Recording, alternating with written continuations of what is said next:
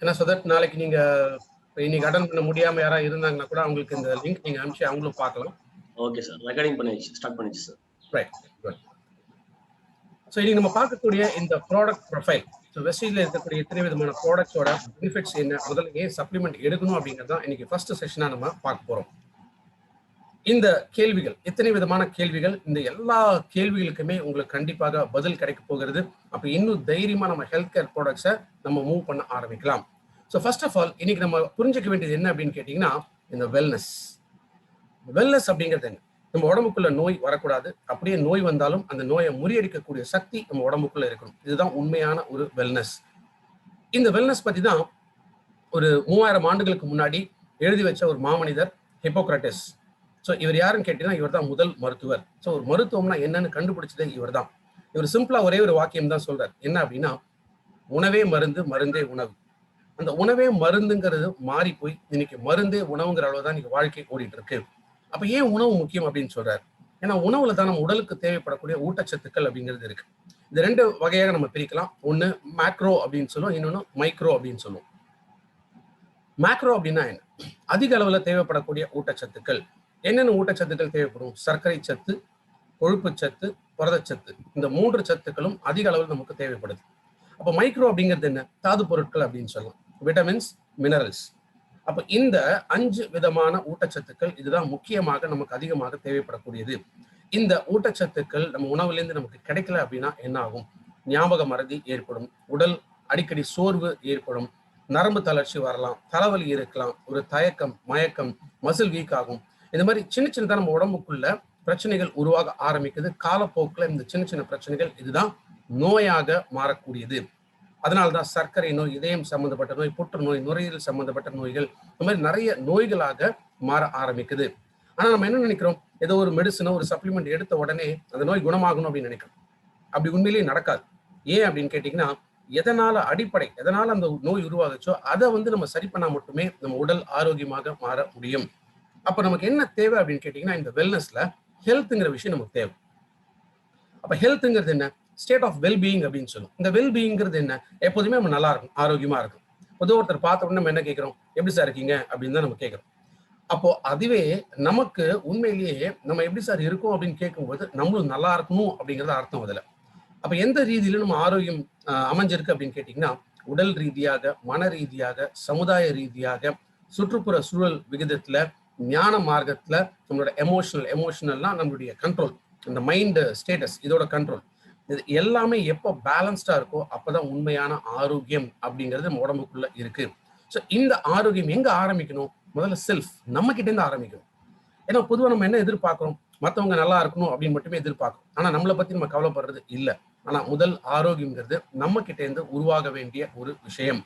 அப்ப இந்த ஆரோக்கியம் இல்லைன்னா இதுக்கு இன்னைக்கு நமக்கு என்ன கண்டிஷன் நம்ம இருக்கோம் அப்படிங்கிறத ஒரு சிம்பிளான லாஜிக்ல நான் புரிய வைக்கிறேன். இதான் நான் சொல்லுவோம் ஐஸ்பர்க் கான்செப்ட் ஆஃப் டிசீஸ் அப்படின்னு சொல்லுவோம். ஐஸ்பர்க்ங்கிறது என்ன? பனிப்பாறை. ஸோ இந்த பனிப்பாறை எல்லாமே கேள்விப்பட்டிருப்பீங்க, சில பேர் பார்த்துருக்கலாம். ரைட், இந்த பனிப்பாறை இப்போ இந்த கடல் மட்டத்துக்கு மேல நம்ம கண்ணுக்கு தெரியக்கூடிய இந்த பனிப்பாறை இது பெருசா இருக்குங்களா, சின்னதா இருக்குங்களா? எஸ், சில பேர் இது பெருசா இருக்குன்னு சொல்லுவீங்க, சில பேர் இது சின்னதா இருக்கு அப்படின்னு சொல்லுவீங்க. பட் உண்மையிலேயே இந்த பனிப்பாறை அப்படிங்கிறது கடல் மட்டத்துக்கு மேல அப்படி மிதக்கக்கூடிய ஒரு விஷயம் இல்லை. அது வேரூன்றி நீண்ட தூரத்திலேருந்து ஆரம்பிச்சு மேல இந்த மாதிரி கட்டியாகி பெருசா வெளியில வரக்கூடியது. அப்போ உண்மையிலேயே இந்த பனிப்பாறையோட சைஸ் பாத்தீங்கன்னா இது மாதிரிதான் இருக்கும். இப்ப யோசிச்சு பாருங்க, கடல் மட்டத்துக்கு மேல இருக்கக்கூடிய பகுதி இது பெருசா இருக்கா, இல்ல கடல் மட்டத்துக்கு கீழே இருக்கக்கூடிய பகுதி இது பெருசா இருக்கான்னு யோசிச்சு பாருங்க. எஸ், இப்ப எல்லாருமே ஒரே பதில் தான் சொல்லுவீங்க. கடல் மட்டத்துக்கு கீழே இருக்கக்கூடிய பகுதி தான் பெருசா இருக்கு, மேல இருக்கக்கூடிய பகுதி சின்னதா இருக்கு அப்படின்னு சொல்லுவீங்க. ரைட், இதுக்கும் நம்மளுடைய இன்னைக்கு இருக்கக்கூடிய வாழ்க்கையும் ஒண்ணுதான்.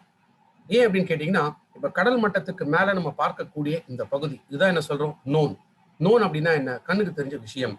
அப்ப நம்ம கண்ணுக்கு தெரிஞ்ச விஷயம் என்னன்னு கேட்டீங்கன்னா, நம்ம உடம்புக்குள்ள ஒரு நோய் வந்த பிறகு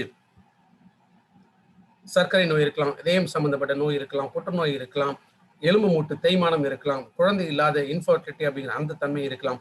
அப்போ இது எல்லாமே சேர்ந்துதான் என்ன சொல்றோம்னா நோய் வந்த பிறகு அப்படிங்கிற ஒரு ஸ்டேஜ். ஸோ ஒரு நோய் வந்த பிறகு நம்ம இருக்கக்கூடியது ஒரே ஒரு ஆப்ஷன் தான். என்னன்னு கேட்டீங்கன்னா, டாக்டரை பார்க்குறோம், ட்ரீட்மெண்ட் எடுக்கும். ஒன்ஸ் அந்த ட்ரீட்மெண்ட் எடுத்தோம்னா டாக்டர் கொடுக்குற மெடிசன்ஸ் நம்ம எடுக்க ஆரம்பிச்சோன்னா வாழ்நாள் முழுக்க இந்த மெடிசன்ஸோட தான் நம்ம இன்னைக்கு வாழ்ந்தாகணும். அதான் இன்னைக்கு இருக்கக்கூடிய உண்மையான ஒரு நிலை. அப்ப நம்ம யோசிக்க வேண்டியது எங்கன்னு கேட்டீங்கன்னா, இந்த அன்னோன். அன்னோன்ங்கிறது என்ன? நம்ம கண்ணுக்கு தெரியாத விஷயம். நம்ம கண்ணுக்கு தெரியாத விஷயம் என்னன்னு கேட்டீங்கன்னா, இந்த நோய்கள் எப்படி உருவாகிறது அப்படின்னு தான். ஒரு சர்க்கரை நோய் இருக்கலாம், இதயம் சம்பந்தப்பட்ட நோய் இருக்கலாம், மூட்டு வலி இருக்கலாம், குழந்தை இல்லாத தன்மை இருக்கலாம். இந்த நோய்கள் இது எப்படி உருவாகுது அப்படின்னு நம்ம தெரிஞ்சுக்கணும்னா, நம்ம ஒரு டாக்டருக்கு படிச்சிருக்கோம். பட் இப்ப நம்ம ஒரு டாக்டருக்கு படிக்க வேண்டிய அவசியம் இல்லை. ஒரே ஒரு வார்த்தையை மட்டும் நம்ம படிச்சிருந்தா போதும். அந்த வார்த்தைக்கு பேர் தான் ப்ரிவென்ஷன் அப்படின்னு சொல்றோம். வருமுன் காப்போம். நம்ம உடம்புல இந்த வருமுன் காப்போங்கிற விஷயத்த நம்ம உருவாக்கிட்டாலே போறோம். நம்ம எந்த விதமான நோய் வருங்கிற பயப்பட தேவையில்லை. அப்படியே இந்த நோய் நம்ம உடம்புக்குள்ள வந்தாலும் அதை முறியடிக்கக்கூடிய சக்தி நம்ம உடம்புக்குள்ள கிடைக்கும். இதுதான் உண்மையான வெல்னஸ். அப்ப யோசிச்சு பாருங்க, இன்னைக்கு ஒரு ட்ரீட்மெண்ட் போறது புத்திசாலித்தனமா, இல்ல ஒரு நோய் வராமல் தடுக்கிறது புத்திசாலித்தனமா? ஏன்னா ஒரு நோய் நம்ம உடம்புக்குள்ள வரதுக்கே கிட்டத்தட்ட 30 வருஷம் 40 வருஷம் ஆகுது. அப்ப திரும்பவும் அந்த நோயை நம்ம உடம்பை விட்டு வெளியில தள்ளணும் அப்படின்னா இன்னொரு 30-40 வருஷம் ஆகும். ஆனா அந்த 30-40 வருஷம் நம்ம இருப்போமா அப்படிங்கிறது இன்னைக்கு சந்தேகமான ஒரு இடம். இன்ஃபேக்ட் இந்த பனிப்பாறை, இந்த ஒரு ஒரு படம் வந்தது இல்லைங்களா, டைட்டானிக் அப்படிங்கிற ஒரு படம். ஸோ அந்த படத்தோட கான்செப்டும் நம்மளுடைய ஆரோக்கியமும் ஒண்ணுதான். ஏன் அப்படின்னு கேட்டீங்கன்னா, அந்த கப்பல் ஒருவேளை மேல் பகுதியில அந்த பனிப்பாறை இடிச்சிருந்ததுன்னா மேபி எல்லாருமே உயிர் பழைச்சிருப்பாங்க. ஆனா அந்த கப்பல் இடிச்சது எங்கன்னா, இந்த பனிப்பாறை கப்பலோட அடிப்பகுதியில இடிச்சது. அப்ப என்ன ஆயிடுச்சு? தண்ணி ஃபுல்லா உள்ளுக்குள்ள வந்து அந்த கப்பல் மூழ்கிற அளவுக்கு போயிடுச்சு. இதே போலதான் நம்ம ஆரோக்கியம். நம்ம இந்த ப்ரிவென்ஷன்ங்கிற இடத்த நம்ம விட்டுட்டோம் அப்படின்னு கேட்டீங்கன்னா, நம்ம நோய்க்குள்ளதான் போக வேண்டி இருக்கும். அப்ப நம்மளுடைய அடிப்பகுதிங்கிறது என்ன? நம்மளுடைய நோய் எதிர்ப்பு சக்தி, நம்ம உடலோட ஆரோக்கியம். ஸோ இந்த ஆரோக்கியத்தை தான் நம்ம எப்போதுமே பாதுகாக்க வேண்டும். அதனால்தான் ஹெல்த்ங்கிறது ரொம்ப ரொம்ப இம்பார்ட்டன்ட். அந்த ஹெல்த்தை நம்ம மெயின்டைன் பண்ணாதான் வெல்னஸ்ங்கிற இடத்துக்குள்ள நம்ம போக முடியும். ஏன்னா இன்னைக்கு இருக்கக்கூடிய சூழ்நிலை அந்த மாதிரி இருக்கு. இன்னைக்கு ஒரு டாக்டர்கிட்ட போறோம், டயக்னோசிஸ் என்ன தேவை? டயக்னோசிஸ் எதுக்காக? டயக்னோசிஸ் அந்த நோய் எப்படி இருக்கு, என்ன மாதிரி இருக்கு, எவ்வளவு தீவிரமா இருக்கு அப்படின்னு தெரிஞ்சுக்கணும்னா டயக்னோஸ் பண்ணா மட்டும்தான் தெரிஞ்சுக்க முடியும். அப்ப இந்த டயக்னோசிஸ் தான் டாக்டர் என்ன சொல்றாங்க? போய் ஸ்கேன் எடுங்க, எக்ஸ்ரே எடுங்க, இல்ல எம்என்ஆர்ஐ எடுங்க, எம்ஆர்ஐ எடுங்க. ஸோ அதை பார்த்து தான் அவங்க இன்னைக்கு தெரிஞ்சுக்கிறாங்க. ஒரு காலத்துல நாடி பிடிச்சி பார்த்து டாக்டர்ஸ் துல்லியமா சொல்லுவாங்க உடம்புல எங்க பிரச்சனை இருக்குன்னு. அது கரெக்டான ஒரு ட்ரீட்மெண்ட் கொடுத்துட்டு இருந்தாங்க. இப்பெல்லாம் அது நடக்கிறதே இல்லை. நம்ம கையை தொட்டு கூட டாக்டர்ஸ் வந்து பாக்குறது இல்லை. இன்ஃபேக்ட் இந்த ஒரு கொரோனா ஸ்டார்ட் ஆனதுல இருந்து ஒரு 3 அடி டிஸ்டன்ஸ்ல தான் இன்னைக்கு டாக்டர்ஸே நம்ம பாக்குறாங்க. அப்ப நம்ம சொல்ற அறிகுறிகளை வச்சுதான் இன்னைக்கு நம்ம ட்ரீட்மெண்ட் அப்படிங்கிறதே இருக்கு. அப்ப எவ்வளவு டாக்டர்ஸோட நிலை என்னன்னு கேட்டீங்கன்னா, உலகத்துல ஒரு கம்பேரிசன் எடுத்திருக்காங்க. இந்த கம்பேரிசன் பார்க்கும்போது எந்த நாடுகள்ல அதிக டாக்டர்ஸ் கிடைக்கிறாங்க அப்படிங்கிறதுக்காக இருக்கிறதுலே ஜெர்மனி நாட்டுல தான் 1000 நோயாளிகளுக்கு கிட்டத்தட்ட 4.3 டாக்டர்ஸ் வந்து கிடைக்கிறாங்களா. யோசிச்சு பாருங்க, 1000 நோயாளிகளுக்கு 4.3 டாக்டர் வந்து அங்க இருக்காங்க. ஜெர்மனி சின்ன நாடு. அதே இந்தியாவை எடுத்து பாருங்க, இந்தியாவில் அதே 1000 நோயாளிகளுக்கு 0.8 டாக்டர் தான் இன்னைக்கு இருக்காங்க. அதாவது ஒரு டாக்டர் கூட இல்ல அப்படிங்கிறதா இன்னைக்கு இருக்கக்கூடிய உண்மையான நிலைமை. அந்த டாக்டர் இப்ப யாருக்கு வைத்தியம் பார்ப்பாரு? நோயில கஷ்டப்படுறவங்களா, இல்ல நோய் தீவிரமா இருக்கிறவங்களா? நிச்சயமா கிடையாது. யார் இன்னைக்கு பணம் செலவு பண்ண தயாரா இருக்காங்களோ அவங்களுக்கு மட்டும்தான் இன்னைக்கு ட்ரீட்மெண்ட். இந்த இடத்துல தான் இந்த 2 கேள்விக்கான பதில்கள் நம்ம புரிஞ்சுக்கணும். ஒண்ணு, யார் சப்ளிமெண்ட் எடுக்கணும், 2வது எதுக்காக சப்ளிமெண்ட் எடுக்கணும். இந்த 2 கேள்விகள் நம்ம தெளிவா புரிஞ்சுக்கிட்டோம் அப்படின்னா ஆரம்பத்தில் நான் சொன்ன அத்தனை விதமான கேள்விகளுக்கும் பதில் நமக்கு கண்டிப்பாக கிடைக்கும். ஏன்னா இன்னைக்கு நம்மளுடைய ஆரோக்கியம் அப்படிங்கிறது ஒரு 3 காரணங்கள்னால இன்னைக்கு பாதிக்கப்படக்கூடியது. ஒண்ணு என்ன சொல்றோம்? மால் நியூட்ரிஷன், ஊட்டச்சத்தோட பற்றாக்குறை. ஹிப்போக்ரட்டிஸ் அவர் சொன்ன மாதிரியே நம்ம உணவுல போதிய ஊட்டச்சத்துக்கள் இல்லாம போச்சுன்னா, அந்த ஊட்டச்சத்துக்களோட உறிஞ்சுத்தன்மை நம்ம உடம்புல இல்லாம போச்சுன்னா என்ன ஆகும்? நிறைய பிரச்சனைகள் உடம்புக்குள்ள வளர ஆரம்பிக்கும். மசில் வீக் ஆக ஆரம்பிக்கும். உடம்புல அங்கங்க ஃப்ராக்சர்ஸ் ஏற்படலாம். அடிக்கடி ஹாஸ்பிட்டல் அட்மிட் ஆக வேண்டிய சூழ்நிலை ஏற்படும். தடுமாற்றம் இருக்கும். நோய் தொற்றுகள் அதிகமாகும். அப்போ மற்றவங்களை சார்ந்து இருக்கக்கூடிய நிலை வந்து அதிகமாக ஏற்படும். உடல் எடை குறைய ஆரம்பிக்கும். நம்ம உடம்புல எனர்ஜியே எப்போதுமே இருக்காது. இது எல்லாமே ஏற்படுறதுக்கான காரணம் என்ன? இந்த ஊட்டச்சத்துக்களோட பற்றாக்குறை. 2வது நம்ம பார்க்கக்கூடியது வயோதிகத்தன்மை. பொதுவா 60 வயசுக்கு மேலதான் சர்க்கரை நோய், இதயம் சம்பந்தப்பட்ட நோய், புற்றுநோய், நுரையீரல் சம்பந்தப்பட்ட நோய்கள், உடல் பருமன், கண் பார்வை கோளாறுகள், இந்த மாதிரி நிறைய நோய்கள் வந்துட்டு இருந்தது. அப்போ ஒரு 60 வயசுக்கு மேல ஒரு நோய் வர்றதுனால பெரிய பாதிப்பு இல்லை. ஏன்னா மீதி இருக்கிறது ஒரு 15-20 வருஷம். அந்த 15-20 வருஷம் அப்படிங்கிறது அந்த நோயோட எப்படியா நம்ம வாழ்ந்துட்டு போயிடலாம். ஆனா இத்தனை விதமான நோய்களும் இன்னைக்கு இருக்கக்கூடிய காலகட்டத்துல 40 வயசுல வர ஆரம்பிக்குது. ஸோ 40 வயசுல வரும்போது மீதி நமக்கு அதே 15-20 வருஷம் தான் வாழ்க்கை இருக்குன்னு வச்சுக்கிட்டீங்கன்னா, அப்ப 60லயே இன்னைக்கு வாழ்க்கை முடியக்கூடிய சூழ்நிலை ஏற்படுது. ஒரு காலத்துல 100 வயசு அப்படிங்கிறது சர்வசாதாரணமா வாழ்ந்துட்டு இருந்தாங்க. அதுக்கப்புறம் அது படிப்படியா குறைஞ்சு 90 ஆச்சு, 80 ஆச்சு, 70 ஆச்சு. இப்ப இருக்கக்கூடிய நிலைமை என்னன்னா 60 தாண்டிட்டா பெரிய விஷயம். ஏன்னா இந்த வயோதிகத்தன்மை முன்ன விட இன்னைக்கு முன்னேற ஆரம்பிச்சிருச்சு. அப்ப நோய் இன்னும் அட்வான்ஸ் ஆக ஆரம்பிக்கும் போது நம்மளுடைய வாழ்க்கையும் ஒரு தரமான வாழ்க்கையாக இங்க அமையறது இல்ல. 3வது முக்கியமான ஒரு காரணம் என்னன்னு கேட்டீங்கன்னா, இன்னைக்கு நம்மளுடைய life style modification. So life style அப்படின்னு பார்க்கும்போது என்ன ஆயிடுச்சு, இன்னைக்கு உணவு கட்டுப்பாடு இல்ல. ஏதோ ஒரு உடற்பயிற்சி செய்யணுமா, அந்த உடற்பயிற்சி இல்ல. நிறைய பழக்க வழக்கங்களுக்கு இன்னைக்கு அடிமையாகிறாங்க. சிகரெட்டு, புகையிலை, ட்ரிங்க்ஸ்ன்னு சொல்லிட்டு இதுக்கு அடிமையாகிறாங்க. அதிக கொழுப்பு நிறைந்த உணவு எடுக்க ஆரம்பிக்கிறாங்க. அப்ப இந்த மாதிரி வாழ்க்கை தரம் எப்ப மாற ஆரம்பிச்சதோ நம்ம உடம்புக்குள்ள நோய்களும் அதிகமாக ஆரம்பிக்குது. ஒரு 4 விதமான நோய்கள் இங்க நான் குறிப்பிட்டு சொல்ல முடியும். 1 சர்க்கரை நோய், 2வது இதயம் சம்பந்தப்பட்ட நோய், 3வது புற்றுநோய், 4வது நுரையீரல் சம்பந்தப்பட்ட நோய்கள். எத்தனை விதமான நோய்கள் இருந்தாலும் இந்த 4 நோய்களை நான் குறிப்பிட்டு சொல்றேன். ஏன்னா இது என்ன சொல்லுவோம், கிரானிக் டிசீஸ் அப்படின்னு சொல்லுவோம். கிரானிக் டிசீஸ் அப்படின்னா ஒன்ஸ் நம்ம உடம்புக்குள்ள வந்துருச்சுன்னா வாழ்நாள் முழுக்க இந்த நோய் நம்ம உடம்புக்குள்ள இருக்கும். இந்த நோயை விட்டு நம்ம உடல் பிரிய முடியாது. ஏன் அப்படின்னு கேட்டீங்கன்னா, நம்ம உடல் ஆரோக்கியமாக இருந்தால் மட்டுமே இந்த நோயை முறியடிக்க முடியும். இந்த ஆரோக்கியம் நம்ம உடம்புக்குள்ள இல்லை அப்படின்னா இந்த நோய்களையும் நம்ம உடம்பு விட்டு முறியடிக்க முடியாது. ஸோ இந்த 3 முக்கியமான காரணங்கள் தான் இன்னைக்கு நிறைய நோய்கள் நம்ம உடம்புக்குள்ள வரத்துக்கு. பிளஸ் நம்ம வாழ்க்கை இன்னைக்கு எப்படி மாறி போச்சு அப்படின்னா, ஒரு 3 ஸ்டேஜஸ்க்குள்ள தான் நம்ம வாழ்க்கை இருக்கு. முதல் ஸ்டேஜ் அப்படிங்கிறது என்ன, ஆரோக்கியம். இந்த ஆரோக்கியம் அப்படிங்கிறது இன்னைக்கு மிஞ்சி போனா 30-35 வயசு வரைக்கும் தான் இன்னைக்கு கேரண்டி. அந்த 30-35 வயசை தாண்டிட்டோம் அப்படின்னா 2 ஸ்டேஜ்ல தான் நம்ம வாழ்க்கை இருக்கு. 1 ப்ரீ இல்னஸ். ப்ரீ இல்னஸ்னா நோய் வருவதற்கு முன் அப்படிங்கிற ஒரு ஸ்டேஜ்.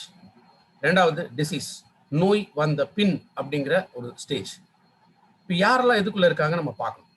இன்னைக்கு இருக்கக்கூடிய காலகட்டத்தில் கிட்டத்தட்ட 70% மக்கள் நோய் வருவதற்கு முன் அப்படின்னு இருக்காங்க. அப்ப ஆரோக்கியமா இருக்காங்களா? இல்ல.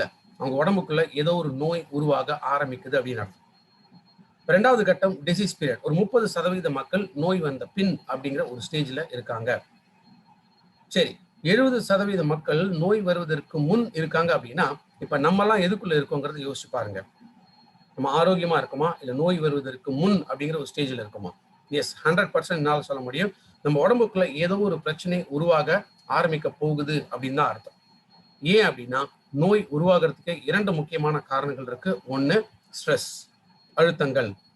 இந்த அழுத்தங்கள் எப்படின்னு பார்க்கும்போது இது உடல் ரீதியாக, மன ரீதியாக, சமுதாய ரீதியாக, சுற்றுப்புற சூழல் ரீதியாக பல விதத்துல இன்னைக்கு நமக்கு நிறைய அழுத்தங்கள் அப்படிங்கிறது ஏற்படுது. சர்க்கரை நோய் வரத்துக்கு மன அழுத்தம் காரணம், தைராய்டு ப்ராப்ளம் வரதுக்கு மன அழுத்தம் காரணம், இதயம் சம்பந்தப்பட்ட நோய் வரத்துக்கு மன அழுத்தம் காரணம். ஸோ பல நோய்கள் உருவாகிறதுக்கே இந்த மன அழுத்தம் முக்கியமான ஒரு காரணம். 2வது நச்சுப் பொருள்கள். நச்சுப் பொருள்கள் அப்படிங்கிறது என்ன, எதெல்லாம் நம்ம உடம்புக்குள்ள அளவுக்கு மீறி போகுதோ அதெல்லாமே நச்சுப் பொருள் தான். அளவுக்கு மீறினால் அமிர்தமும் நஞ்சு அப்படின்னு சொல்ற மாதிரிதான் இந்த நச்சுப் பொருள்களும் நம்ம வாழ்க்கையில ஆரோக்கியத்தை குலைக்கிறதுல ஒரு மிகப்பெரிய பங்கு வகிக்கிறது. அப்ப இந்த டாக்ஸின்ஸ், இந்த நச்சுப் பொருள்கள் எங்கேருந்து வருது? அடிப்படையா நம்ம உயிர் வாழ்க்கைக்கு 3 விஷயம் தான் தேவை. நல்ல காற்று, நல்ல தண்ணீர், நல்ல உணவு. இந்த 3மே இன்னைக்கு நமக்கு கிடைக்குதா அப்படின்னா நான் சொல்ல வேண்டியதுல உங்களுக்கே தெரியும். அது மட்டும் இல்லாமல் இங்க இருக்கக்கூடிய எத்தனை விதமான பழக்க வழக்கங்கள்.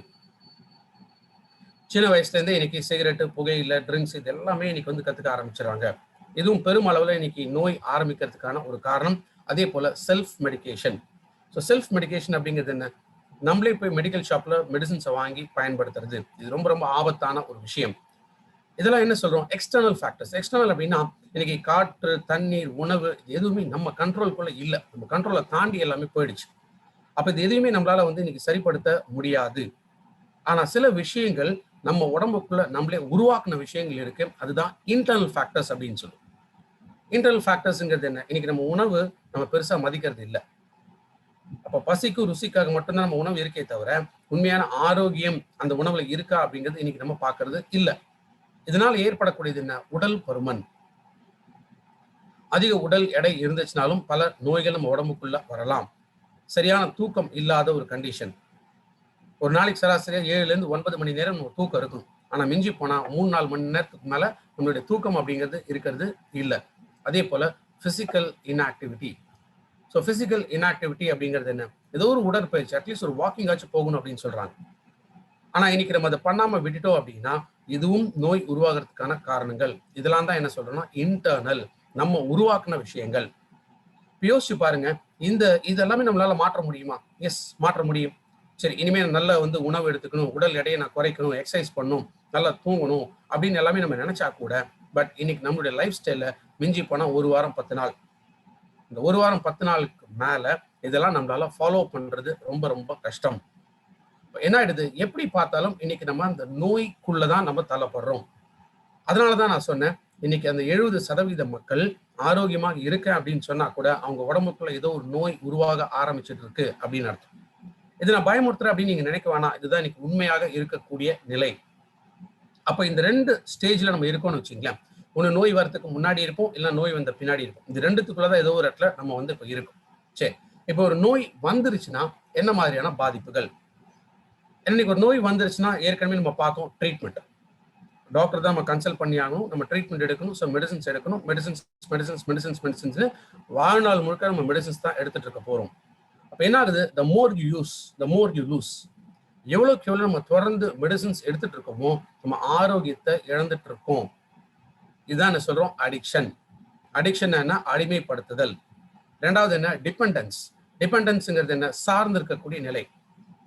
சில பேர்ல பார்க்கலாம், அவங்களோட பேக்ல எப்போதுமே ஒரு அனாசினோ சாரிடனோ ஒரு ஸ்ட்ரிப்பா வச்சிருப்பாங்க. இல்லை ஒரு தலைவலி, சின்ன ஏதோ ஒரு பிரச்சனை கூட உடனே மாத்திரை எடுத்து போட்டுப்பாங்க. இந்த மாதிரி ஹேபிட்ஸ் நிறைய பேருக்கு இருக்குங்கிறது நான் பார்த்துருக்கேன். அப்ப என்ன ஆயிடுது, நம்ம உடல் அந்த மருந்து மாத்திரைகளை சார்ந்து இருக்கக்கூடிய நிலை ஏற்படுது.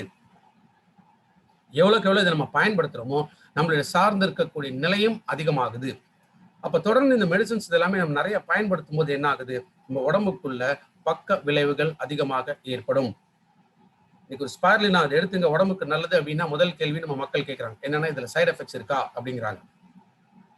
ஆனா அதுவே ஒரு டாக்டர் பக்கமா பிரிஸ்கிரிப்ஷன் எழுதி கொடுத்தா அதை அப்படியே வாங்கி சாப்பிடுறாங்க. அதான் இன்னைக்கு இருக்கக்கூடிய உண்மையான ஒரு நிலை. அமெரிக்கன் மெடிக்கல் அசோசியேஷன் என்ன சொல்றாங்க, உலகம் முழுக்க ஒரு நாளைக்கு 2,25,000 பேர் இறந்து போயிட்டு இருக்காங்க. எதனால்னா ஹாஸ்பிட்டல் போறதுனால மட்டுமே. தவறான மருத்துவம், தவறான சிகிச்சை, தவறான பல காரணங்களால இன்னைக்கு லட்சக்கணக்கான மக்கள் இறந்து போயிட்டு இருக்காங்க. அதனால்தான் டெத் பை மெடிசன் அப்படிங்கிற ஒரு புக்கே இருக்கு. அதை படிச்சு பார்த்தீங்கன்னா அந்த உண்மையான நிலைமை என்ன அப்படிங்கிறது தெரியும். அப்ப இன்னைக்கு என்ன ஆயிடுச்சு, பலவிதமான ஆப்ஷன்ஸ் இன்னைக்கு நம்ம கையில இருக்கு. அலோபதி, வெஸ்டர்ன் மெடிசன், இதை தவிர ஆயுர்வேதா இருக்கு, நேச்சுரோபதி இருக்கு, யோகா இருக்கு, யுனானி இருக்கு, ஹோமியோபதி இருக்கு, சித்தா இருக்கு. எத்தனையோ மருத்துவ முறைகள் இன்னைக்கு இந்தியாவில் அவைலபிளா இருக்கு. இப்போ மக்கள் என்ன நினைக்கிறாங்க, இப்போ இங்கிலீஷ் மெடிசன் போக வேணாம் அப்படின்னு நினைச்சா ஏதோ ஒரு வகையில இயற்கை முறையில நமக்கு இந்த ஆரோக்கியம் கிடைக்கணும் அப்படிங்கிறதுனால பல மருத்துவ முறைகளுக்கு மாறிட்டே இருக்காங்க. நான் ஆயுர்வேதா ட்ரை பண்ணேன், நான் சித்தா ட்ரை பண்ணுவேன், நான் ஹோமியோபதி ட்ரை பண்ணேன் அப்படின்னு நிறைய பேர் சொல்றதை நம்ம கேள்விப்பட்டிருப்போம். இதனால 2 இழப்புகள் ஏற்படும். ஒரு இழப்புங்கிறது என்ன, பலவிதமான மருத்துவ முறைகள் நம்ம நாட நம்ம உடல்ல இருக்கக்கூடிய இயற்கையான நோய் எதிர்ப்பு சக்தி டோட்டலா காணாம போயிடும். 2வது, இத்தனை விதமான மருத்துவத்தை நம்ம அடையணும் அப்படின்னா பணம் செலவு பண்ணாமல் எதையுமே அடைய முடியாது. அப்ப ஒரு வகையில நம்ம ஆரோக்கியத்தை இழக்கிறோம், இன்னொரு வகையில நம்ம பொருளாதாரத்தை நம்ம இழக்கிறோம்.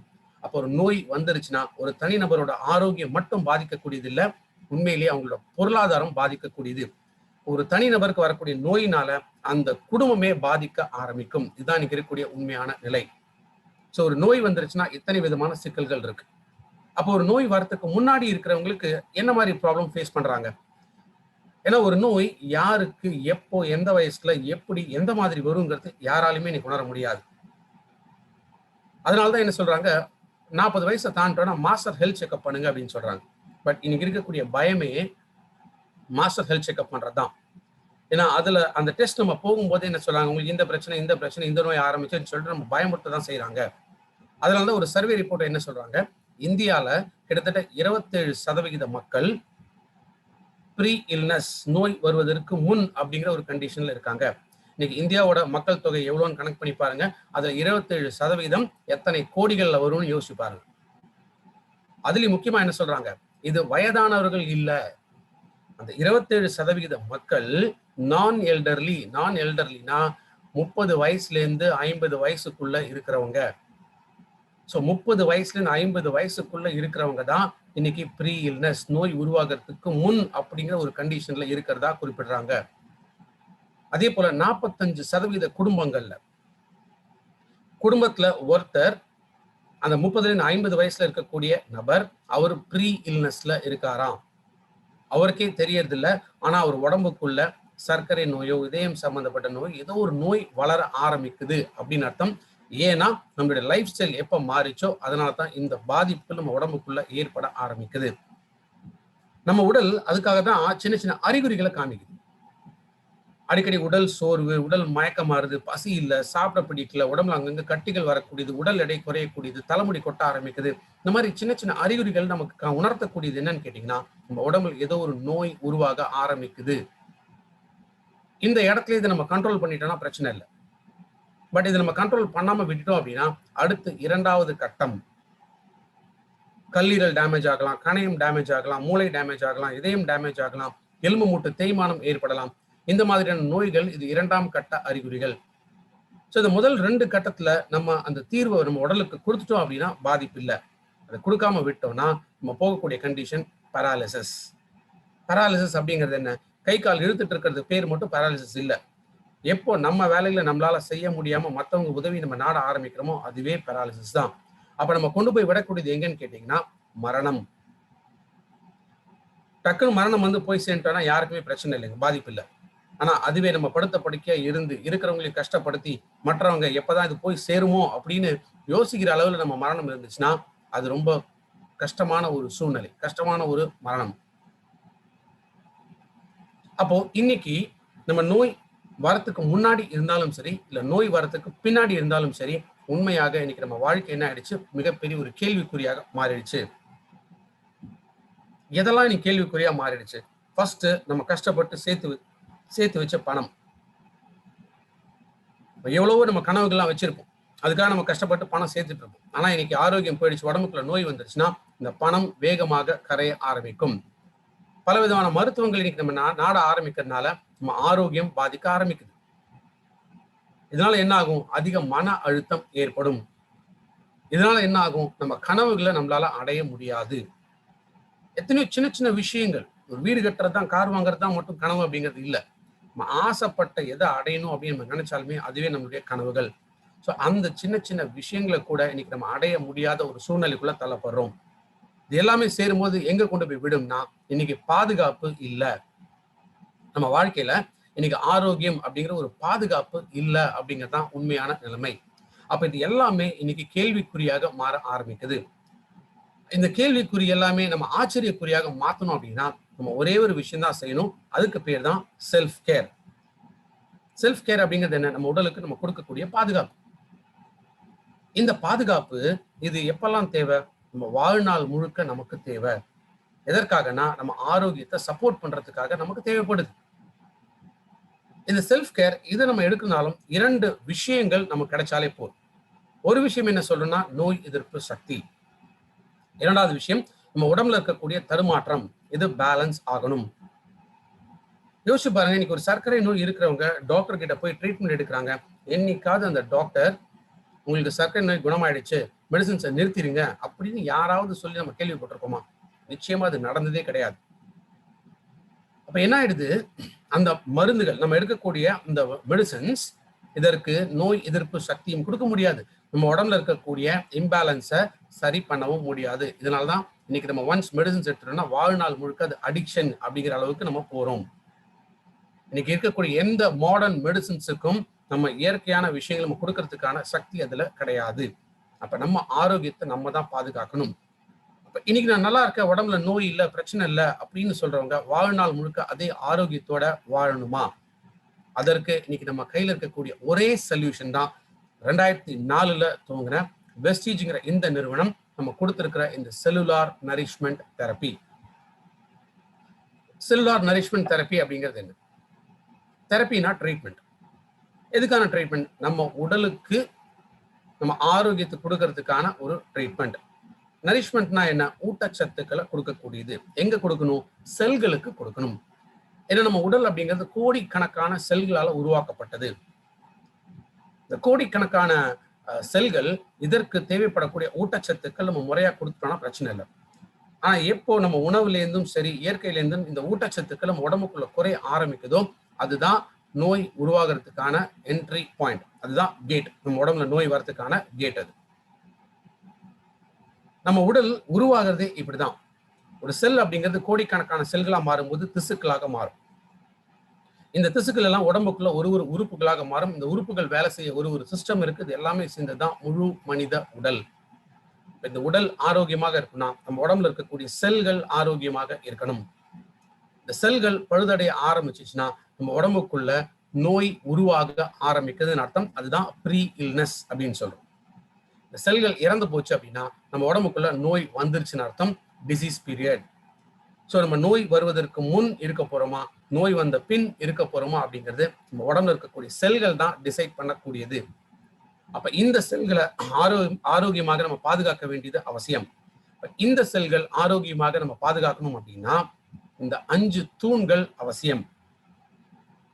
இந்த 5 தூண்கள், ஒரு ஒரு தூண்கள் நம்ம கொடுக்கக்கூடிய விஷயம் என்ன? முதல் தூண் டீடாக்சிபிகேஷன், அதாவது நச்சுத்தன்மை நீக்கம்.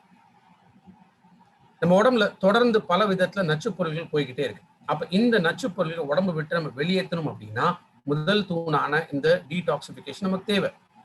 இரண்டாவது ஊட்டச்சத்துக்கள். இப்ப உடம்புல இருந்து கழிவுகள் வெளில போயிடுச்சுன்னா அதற்கு ஊட்டச்சத்து தேவை. அதனாலதான் இந்த இரண்டாவது தூண் நியூட்ரிஷன். மூன்றாவது தூண் என்ன தேவை? ஃபிட்னஸ். உடம்பு எப்போதுமே நல்ல ஸ்ட்ராங்கா இருக்கும், ஹெல்த்தியா இருக்கும். அதுதான் என்ன சொல்றோம்? ஃபிட்னஸ் அப்படின்னு நம்ம சொல்றோம். இது மூன்றாவது தூண். நாலாவது தூண், நம்ம உடம்புக்குள்ள பலவிதமான சிஸ்டம் இருக்கு. இந்த ஒரு ஒரு சிஸ்டம் பத்தி நான் ஏற்கனவே நிறைய ட்ரைனிங் நான் கொடுத்துருக்கேன். அந்த யூடியூப்லயும் அவைலபிளா இருக்கு. நம்ம உடம்புல ஸ்கெலிட்டல் சிஸ்டம்னா என்ன, நர்வஸ் சிஸ்டம்னா என்ன, டைஜஸ்டிவ் சிஸ்டம்னா என்ன, எக்ஸ்கிரேட்டிவ் சிஸ்டம்னா என்ன, இந்த மாதிரி ஒரு ஒரு சிஸ்டம், நம்ம உடம்புல இருக்கக்கூடிய சிஸ்டம் பத்தி நான் தனித்தனியாவே ட்ரைனிங் கொடுத்துருக்கேன். ஸோ இந்த ஒரு ஒரு சிஸ்டம் பாதுகாக்க வேண்டியது அவசியம். அண்ட் ஃபைனலா ஹார்மோன்ஸ். இந்த ஹார்மோன்ஸுங்கிறது என்ன? நம்ம உடம்போட ஏக்கத்தை சரியான முறையில நடக்கிறதுக்கு தூண்டக்கூடியதான் ஹார்மோன்ஸ் அண்ட் என்சைம்ஸ் அப்படின்னு நம்ம சொல்லுவோம்.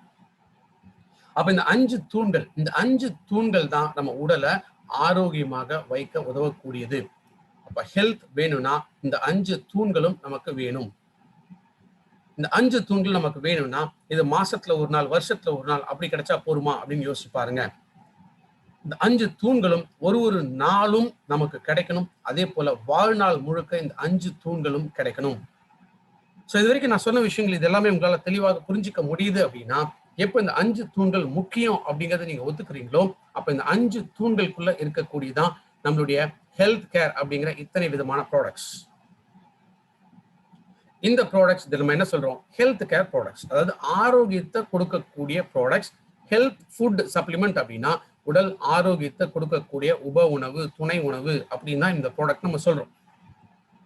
யோசிச்சு பாருங்க, எங்கேயாவது நம்ம சிக் கேர் ப்ராடக்ட்ஸ் அப்படின்னு சொல்றோமா, இல்ல சிக் ஃபுட் சப்ளிமெண்ட்ஸ் அப்படின்னு சொல்றோமா? நிச்சயமா இல்ல. அப்போ ஒரு நோய்க்கோ நோயாளிகளுக்கோ கொடுக்க வேண்டிய ப்ராடக்ட் இல்ல. ஆரோக்கியமா வாழணும் அப்படின்னு நினைக்கிற எல்லாருமே எடுத்துக்க வேண்டிய ப்ராடக்ட்ஸ், அதுதான் நம்மளுடைய இந்த ஹெல்த் ஃபுட் சப்ளிமெண்ட்ஸ். இப்ப யார் எடுக்கணும் இந்த ப்ராடக்ட்ஸ் எல்லாமே? அந்த 70% மக்கள். இன்னைக்கு நான் நல்லா இருக்கேன், ஆரோக்கியமா இருக்கேன்னு யார் சொல்றாங்களோ அவங்க முதல்ல எடுக்க வேண்டியதான் நம்மளுடைய இத்தனை விதமான ப்ராடக்ட்ஸ். இது நம்ம முதல்ல மற்றவங்களுக்கு இந்த ப்ராடக்ட்டை ரெக்கமெண்ட் பண்றதை விட நம்ம முதல்ல பயன்படுத்த ஆரம்பிக்கணும். அதனாலதான் அந்த 5 தூண்கள் பத்தி நான் சொன்னேன். இந்த 5 தூண்களுக்குள்ளதான் நம்மளுடைய இத்தனை விதமான ப்ராடக்ட்ஸ் வந்து அடங்கி இருக்கு. சரி, அப்ப அந்த 70% மக்கள் நம்ம முதல்ல எடுக்க வேண்டியதான் இத்தனை ஃபுட் சப்ளிமெண்ட்ஸ் அப்படின்னு பார்க்கும்போது நோய் வந்த பிறகு இருக்கிறவங்களுக்காக இருக்கக்கூடிய ப்ராடக்ட்ஸ் தான் முதல்ல இந்த ஆயுசாந்தே ப்ராடக்ட்ஸ். ஆயுர்வேத முறைப்படி உருவாக்கப்பட்டதான் இந்த ஆயுசாந்தே ப்ராடக்ட்ஸ். ஸோ ஆயுசாந்தே ப்ராடக்ட்ஸ் மட்டும் எடுத்தா பத்தாது, ஒரு நோய் வந்தவங்க இது கூட சேர்ந்து ஃபுட் சப்ளிமெண்ட்ஸும் எடுக்கணும். ஸோ இதுதான் பேசிக். இன்னைக்கு இத்தனை விதமான ஹெல்த் கேர் ப்ராடக்ட்ஸ் நம்ம கிட்ட இருக்கு. இதனால மிகப்பெரிய ரிசல்ட்ஸ் நிறைய பேர் பார்த்துருக்காங்க. இந்த காரணங்களால் தான் இந்தியாவில் பெஸ்ட் நியூட்ராசட்டிக்கல் கம்பெனி பெஸ்டீஜ் அப்படிங்கிற அவார்ட் தொடர்ந்து 2017-18 ABP news health care leadership அவார்ட்ஸ்ல நமக்கு கொடுத்திருக்காங்க. இங்க ஒரு 2 விஷயங்களை பத்தி நம்ம பார்க்கலாம். 2 கேள்விகள் பத்தி நம்ம பதில் பார்க்கலாம். ஒரு கேள்வி என்னன்னா, டாக்டர் கேட்காம நான் வந்து சப்ளிமெண்ட் எடுக்க மாட்டேன் அப்படின்னு சொல்றவங்களுக்கான பதில். 2வது, நான் ஏற்கனவே டாக்டர் மெடிசன் எடுத்துட்டு இருக்கேன், அதை நிறுத்திட்டு சப்ளிமெண்ட்ஸ் எடுக்கலாமா அப்படிங்கிறது 2 கேள்விக்கான பதில் நம்ம பார்க்கலாம்.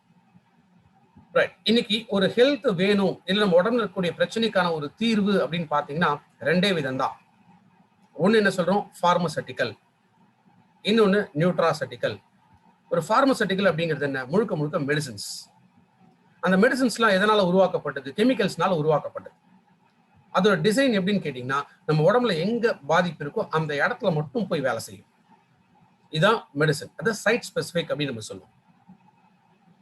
ரெண்டாவது நியூட்ராசூட்டிக்கல். நியூட்ராசூட்டிக்கல்னா என்ன, ஊட்டச்சத்துக்கள்.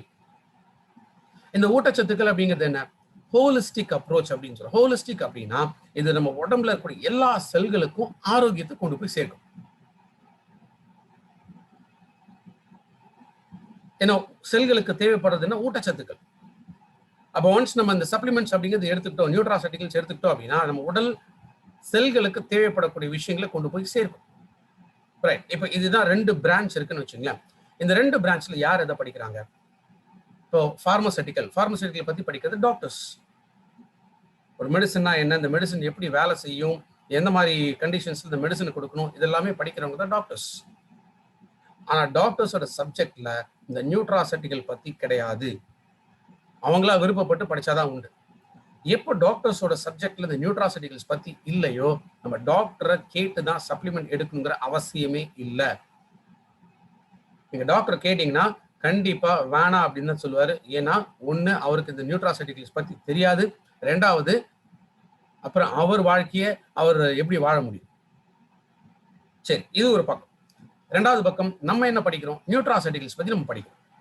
இப்போ இன்னைக்கு நம்ம பார்க்கறது என்னன்னா நியூட்ராசூட்டிகல்ஸ், சப்ளிமெண்ட்ஸ்னா என்ன, சப்ளிமெண்ட்ஸ் எப்படி நமக்கு ஆரோக்கியத்தை கொடுக்கும் அப்படிங்கிறத நம்ம பார்ப்போம். நம்ம என்ன படிக்கல, ஃபார்மசூட்டிக்கல் நம்ம படிக்கல. எப்ப நம்ம ஃபார்மசூட்டிக்கல் படிக்கலையோ டாக்டர் கொடுத்த மெடிசின்ஸை நிறுத்துங்க, நான் சொல்ற சப்ளிமெண்ட்டை மட்டும் சாப்பிடுங்கன்னு நம்ம அட்வைஸ் பண்ண கூடாது. மெடிசின்ஸோட சேர்ந்து தான் சப்ளிமெண்ட்ஸையும் எடுக்கணும். அப்ப சில பேர் யோசிக்கலாம், அப்ப எனக்கு டபுள் செலவாகுமே, நான் மெடிசனும் வாங்கணும் சப்ளிமெண்ட்டும் வாங்கணும் அப்படின்னு. சப்ளிமெண்ட், மெடிசின்ஸ் இது ரெண்டுமே நம்ம செல் லெவல்ல தான் போய் வேலை செய்யும். ஆனா சப்ளிமெண்ட்ஸ் அடிப்படை ஆரோக்கியத்தை கொடுக்கும். மெடிசன் சிம்டமேட்டிக், அதாவது டெம்பரரியா தான் அந்த ரிலீஃபை கொடுக்கும். அப்ப தொடர்ந்து சப்ளிமெண்ட்ஸ் எடுக்கும்போது என்ன ஆகுது, அடிப்படை ஆரோக்கியம் கிடைக்க கிடைக்க கிடைக்க படிப்படியாக மெடிசின்ஸோட தேவைகள் குறைய ஆரம்பிக்கும். ஒரு கட்டத்துல மெடிசன் பயன்படுத்த வேண்டிய அவசியமே இருக்காது. அதை டாக்டர்ஸ் டிசைட் பண்ணுவாங்க. அதுக்காக தான் நம்ம சப்ளிமெண்ட்ஸ் எடுக்கணும். ஏன்னா முன்னாடியே நம்ம பார்த்தோம், எவ்வளவுக்கு எவ்வளவு இன்னைக்கு மெடிசின்ஸ் நம்ம பயன்படுத்துறோமோ அதனால ஒண்ணு ஏற்படக்கூடியது என்ன, அடிக்ஷன், அடிமைப்படுத்துதல். இரண்டாவது, சார்ந்து இருக்கக்கூடிய நிலை. இது ரெண்டும் ஏற்படக்கூடாதுன்னா இன்னைக்கு நியூட்ராசூட்டிகல்ஸ், நம்மளுடைய ஃபுட் சப்ளிமெண்ட்ஸ் இதுதான் இன்னைக்கு நமக்கு கட்டாயம் தேவைப்படுது. அதே போலதான் இந்தியால international brand consulting corporation best personal care and health care company Vestige அப்படிங்கிற அவார்ட் நமக்கு கொடுத்திருக்காங்க. ஸோ ஃப்ரெண்ட்ஸ், இது வரைக்கும் நம்ம பார்த்த விஷயங்கள் இது எல்லாமே என்னன்னு கேட்டீங்கன்னா அந்த முதல் கேள்விக்கான பதில் மட்டும்தான். யார் சப்ளிமெண்ட் எடுக்கணும் அப்படிங்கிற முதல் கேள்விக்கான பதில் தான் இது வரைக்கும் நம்ம பார்த்துருக்கோம். ஸோ யார் சப்ளிமெண்ட் எடுக்கணும் அப்படிங்கிறதே நம்ம புரிஞ்சிக்கலன்னா நம்ம திரும்ப திரும்ப என்ன பண்ணுவோம், நோய்க்காகவும் நோயாளிகளுக்காக மட்டுமே நம்ம சப்ளிமெண்ட் அப்படின்னு நினைச்சிட்டு இருப்போம். நம்ம பயன்படுத்த மாட்டோம். நம்ம சப்ளிமெண்ட் கொடுக்கறவங்க நல்லா இருப்பாங்க, கொஞ்ச நாள்ல நம்ம உடலுக்குள்ள ஏதோ ஒரு பிரச்சனை வந்துருச்சுன்னா அந்த தீர்வு நோக்கி தான் நம்ம ஓட வேண்டியிருக்கும். ஸோ அந்த நோய் வராமல் தடுக்கிறதுக்காக தான் இன்னைக்கு நம்மளுடைய ஹெல்த் கேர் ப்ராடக்ட்ஸ் அப்படிங்கிறது இருக்கு. ஸோ இந்த அடிப்படை நாலேஜ் இது ஒவ்வொருத்தருக்கும் கட்டாயம் தேவை. இதை நான் கற்றுக் கொடுக்க ஆரம்பிச்ச பிறகுதான் இன்னைக்கு ஹெல்த் கேர் ப்ராடக்ட்ஸோட வியாபாரம் பல கோடி ரூபாய்கள் இன்னைக்கு வளர்ந்து இருக்கு. ஸோ ஏன் இன்னைக்கு ஒரு 40 நிமிஷம் நீங்க முக்கியமா இதில் நான் கொடுத்துருக்கேன் அப்படின்னா, பிகாஸ் இதை புரிஞ்சிக்காம நம்ம அடுத்த ஸ்டெப் போறதுல அர்த்தமே கிடையாது. ரைட். இன்னைக்கு ஹெல்த் கேர்ல இன்னைக்கு எத்தனை விதமான ப்ராடக்ட்ஸ் இருக்கு, இதை ஈஸியா புரிஞ்சுக்கணும் அப்படிங்கிறதுக்காக என்ன பண்ணியிருக்கோம், கேட்டகரியா நம்ம பிரிச்சிருக்கோம். ஸோ என்ன மாதிரியான கேட்டகரிஸ், அதில் என்ன மாதிரியான ப்ராடக்ட்ஸ் இருக்கு அப்படிங்கிறது தான் இப்போ நம்ம பார்க்க போறோம். ஸோ ஃபர்ஸ்ட் கேட்டகரி நம்ம பார்க்கக்கூடியது வெஸ்டீஜ்ல பிரைம் அப்படிங்கிற கேட்டகரி. ஸோ இந்த பிரைம்ங்கிற கேட்டகரியில் இருக்கக்கூடிய ப்ராடக்ட்ஸ் என்ன, இதெல்லாமே ப்ரீமியம் குவாலிட்டி ப்ராடக்ட்ஸ் அப்படின்னு சொல்லுவோம். இதுல நிறைய கிளினிக்கல் ட்ரையல்ஸ், சயின்டிபிக் ரிசர்ச்சஸ் இதெல்லாமே பண்ணி இன்டர்நேஷனல் மார்க்கெட்ல இருக்கக்கூடிய அந்த ஃபுட் சப்ளிமெண்ட்ஸ் இந்தியன் மார்க்கெட்டுக்கு த்ரூ வெஸ்டீஜ் நம்ம கொண்டு வரதான் முக்கியமா இந்த பிரைம் கேட்டகரியில் இருக்கக்கூடிய ப்ராடக்ட்ஸ். ஃபர்ஸ்ட் நம்ம பார்க்கக்கூடியது என்ன? krill. krill அப்படிங்கிறது என்ன? இறால் போன்ற ஒரு மீன் வகை. இந்த krill வந்து எல்லா கடல் பகுதியிலுமே உயிர் வாழக்கூடிய மீன்கள் கிடையாது. இது குளிர்ந்த கடல் பகுதிகள், அதாவது அண்டார்டிக் krill அப்படின்னு சொல்லுவோம். இந்த அண்டார்டிக் ஓஷன்லயுமே கடலோட அடிப்பகுதியில உயிர் வாழக்கூடிய krill. ஏன் அப்படின்னா கடலோட அடிப்பகுதியில மரக்கட்டைகளை உணவாக தின்னக்கூடிய இந்த krill முழுக்க முழுக்க தூய்மையான மீன்கள் அப்படின்னு குறிப்பிடுறாங்க. அப்ப இந்த மீன்களுக்குள்ள என்ன இருக்குன்னா பாஸ்போலிபிட் அப்படின்னு சொல்லக்கூடிய ஒரு நல்ல கொழுப்பு இருக்கு. DHA EPAங்கிற ஒமேகாங்கிற ஒரு நல்ல கொழுப்பு இதுல இருக்கு. அதே போல ஆஸ்டசாந்தின்னா நம்ம உடம்புல நச்சு பொருள்கள் உருவாகாமல் தடுக்கக்கூடிய ஒரு விஷயம். இன்னைக்கு நம்ம கேரட், தக்காளி இதெல்லாம் ரெகுலரா சாப்பிடுறோம். இந்த கேரட், தக்காளி எல்லாம் என்ன இருக்கு அப்படின்னு கேட்டீங்கன்னா நம்ம உடம்புல நச்சு பொருள் உருவாகாத தன்மையை ஏற்படுத்தக்கூடிய விஷயம் அதுல இருக்கு. அது இயற்கையாகவே இந்த ஆஸ்டசாந்தின்ல இருக்கு. ஸ்பைருலினா எப்படி பச்சை கலர்ல இருக்கும், இந்த ஆஸ்டசாந்தின் அப்படிங்கிறது இது சிகப்பு கலர்ல இருக்கும். krill ஆயில் இது எடுக்கிறதுனால என்ன மாதிரியான பெனிஃபிட்ஸ் கிடைக்கும்? முதல்ல காக்னிட்டிவ் பவர் அப்படின்னு சொல்லுவோம். காக்னிட்டிவ்ங்கிறது என்ன? நம்ம மூளை சம்பந்தப்பட்ட விஷயங்கள். மூளை சம்பந்தப்பட்ட விஷயங்கள்னா நல்ல ஒரு ஞாபக சக்தி, அறிவுத்திறன், தெளிவாக புரிந்து கொள்ளக்கூடிய ஒரு நிலை, தெளிவாக பேசக்கூடிய ஒரு மனநிலை, புத்திசாலித்தனம், புத்தி கூர்மை, இந்த மாதிரி பல விஷயங்கள். இது எல்லாமே மூளை சார்ந்த விஷயங்கள். இது எல்லாமே ஆரோக்கியப்படுத்தக்கூடியது krill ஆயில். கல்லீரல் சம்பந்தப்பட்ட நோய்கள், முக்கியமாக கொழுப்பு கல்லீரல்ல தங்குறது தான் ஃபேட்டி லிவர் அப்படின்னு சொல்லும். ஸோ அந்த ஃபேட்டி லிவர் கண்டிஷன்ஸ்ல krill ஆயில் எடுத்துட்டு வரலாம். கண் பார்வை கோளாறுகள் ஏற்படாமல் தடுக்கக்கூடியது krill ஆயில். இதுல ஒமேகா ஃபேட்டி ஆசிட்ஸ் இருக்கிறதுனால இதயம் சம்பந்தப்பட்ட நோய்கள் ஏற்படாமல் தடுக்க முடியும். புற்றுநோய் செல்கள் அழிக்கக்கூடிய தன்மை krill ஆயில்ல இருக்கு. பெண்களுக்கு பீரியட் சம்பந்தப்பட்ட பிரச்சனைகள் இருந்துச்சா krill ஆயில் ரெக்கமெண்ட் பண்ணலாம். krill ஆயில் எடுக்கிறதுனால நல்ல தூக்கம் கிடைக்கும். krill ஆயில் எடுக்கிறதுனால உடல் உறுப்புகள்ல வீக்கம் ஏற்படாமல் தடுக்க முடியும். krill ஆயில் எடுக்கிறதுனால எலும்பு மூட்டு தேய்மானம் ஏற்படாமல் தடுக்க முடியும். ஸோ இத்தனை விதமான ஹெல்த் பெனிஃபிட்ஸ் இருக்கக்கூடிய krill ஆயில் ஒரு நாளைக்கு 2 கேப்சூல் சாப்பிடும் போதே கேப்சூலை சேர்த்து முழுங்கிடணும். அப்படி இல்லைன்னா சாப்பிட்ட உடனே krill ஆயில் கேப்சூல்ஸை எடுத்துக்கலாம். ஸோ இதுல இருந்து ஆரம்பிச்சு இனிமேல் நம்ம பார்க்கக்கூடிய எல்லா ப்ராடக்ட்ஸுமே நான் சொல்லக்கூடிய கணக்கு அப்படிங்கிறது ஒரு நாள் கணக்கு. அந்த ஒரு நாள் கணக்கு அப்படின்னு பார்க்கும்போது ஒரு நாளைக்கு 2 கேப்சூல் அப்படின்னா அட் அ டைம் நீங்க 2 கேப்சூலும் போட்டுக்கலாம். இல்ல காலையில 1 நைட் 1 அப்படின்னு பிரிச்சு கூட எடுத்துக்கலாம். எப்படி வேணாலும் சப்ளிமெண்ட்ஸை எடுத்துக்கலாம். ஸோ krill அடுத்து நம்ம பார்க்கக்கூடிய முக்கியமான ஒரு ப்ராடக்ட் காம்பயோட்டிக்ஸ். ஏன் இந்த காம்பயோட்டிக்ஸ் அவசியம்? ஏன்னா நம்ம உடம்புல இன்னைக்கு ஊட்டச்சத்தோட பற்றாக்குறைன்னு பார்த்தோம். இன்ஃபேக்ட் ஸ்டார்டிங்ல நான் சொன்னேன் micro nutrition vitamins and minerals. சில மில்லிகிராம் அளவு தான் நம்ம உடம்புக்குள்ள தேவைப்படக்கூடியது. ஆனா அந்த சில மில்லிகிராம் அளவு கூட நம்ம உடம்புல கிடைக்கல அப்படின்னா இதனாலையும் பலவிதமான பிரச்சனைகள் உடம்புக்குள்ள ஏற்படலாம். ஸோ என்ன மாதிரியான நோய்கள் உடம்புக்குள்ள வரலாம்? முதல்ல ஸ்கின் எடுத்துங்க. நம்ம உடம்புல லார்ஜஸ்ட் ஆர்கன் அப்படின்னு சொன்னா அது ஸ்கின். அப்ப ஸ்கின் வந்து கலர் மாறி போகிறது, வெளிர் நிலைக்கு ஸ்கின் வந்து மாறக்கூடியது, ஸ்கின்ல ஏற்படக்கூடிய வீக்கம் இருக்கலாம், சிராய்ப்பு தன்மை இருக்கலாம். இதெல்லாமே ஏற்படுறதுக்கு iron, folic acid, vitamin B12, B complex, vitamin A, zinc, vitamin K, vitamin C and zinc. இத்தனை விதமான விட்டமின்ஸ் அண்ட் மினரல்ஸ் இதோட பற்றாக்குறை முக்கியமான ஒரு காரணம். இரண்டாவது நகம். நகம் வந்து ஈஸியா உடஞ்சி போகிறது, நகம் வந்து ஸ்ட்ராங்கா இருக்காது, நகத்துல ஒரு ஷேப் கிடைக்காது, நகம் வெளிரி போன மாதிரி ஆகும், நகத்துல இந்த ரத்த ஓட்டம் கிடைக்காமல் இருக்கலாம்.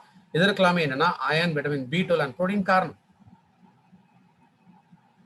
தலைமுடி, தலைமுடி கொட்ட ஆரம்பிக்குது, முடிக்கால்கள் அடர்த்தி இல்ல, வழுக்க விழுறது, இது எல்லாத்தையுமே காரணம் என்ன? Protein, biotin, copper, essential fatty acids.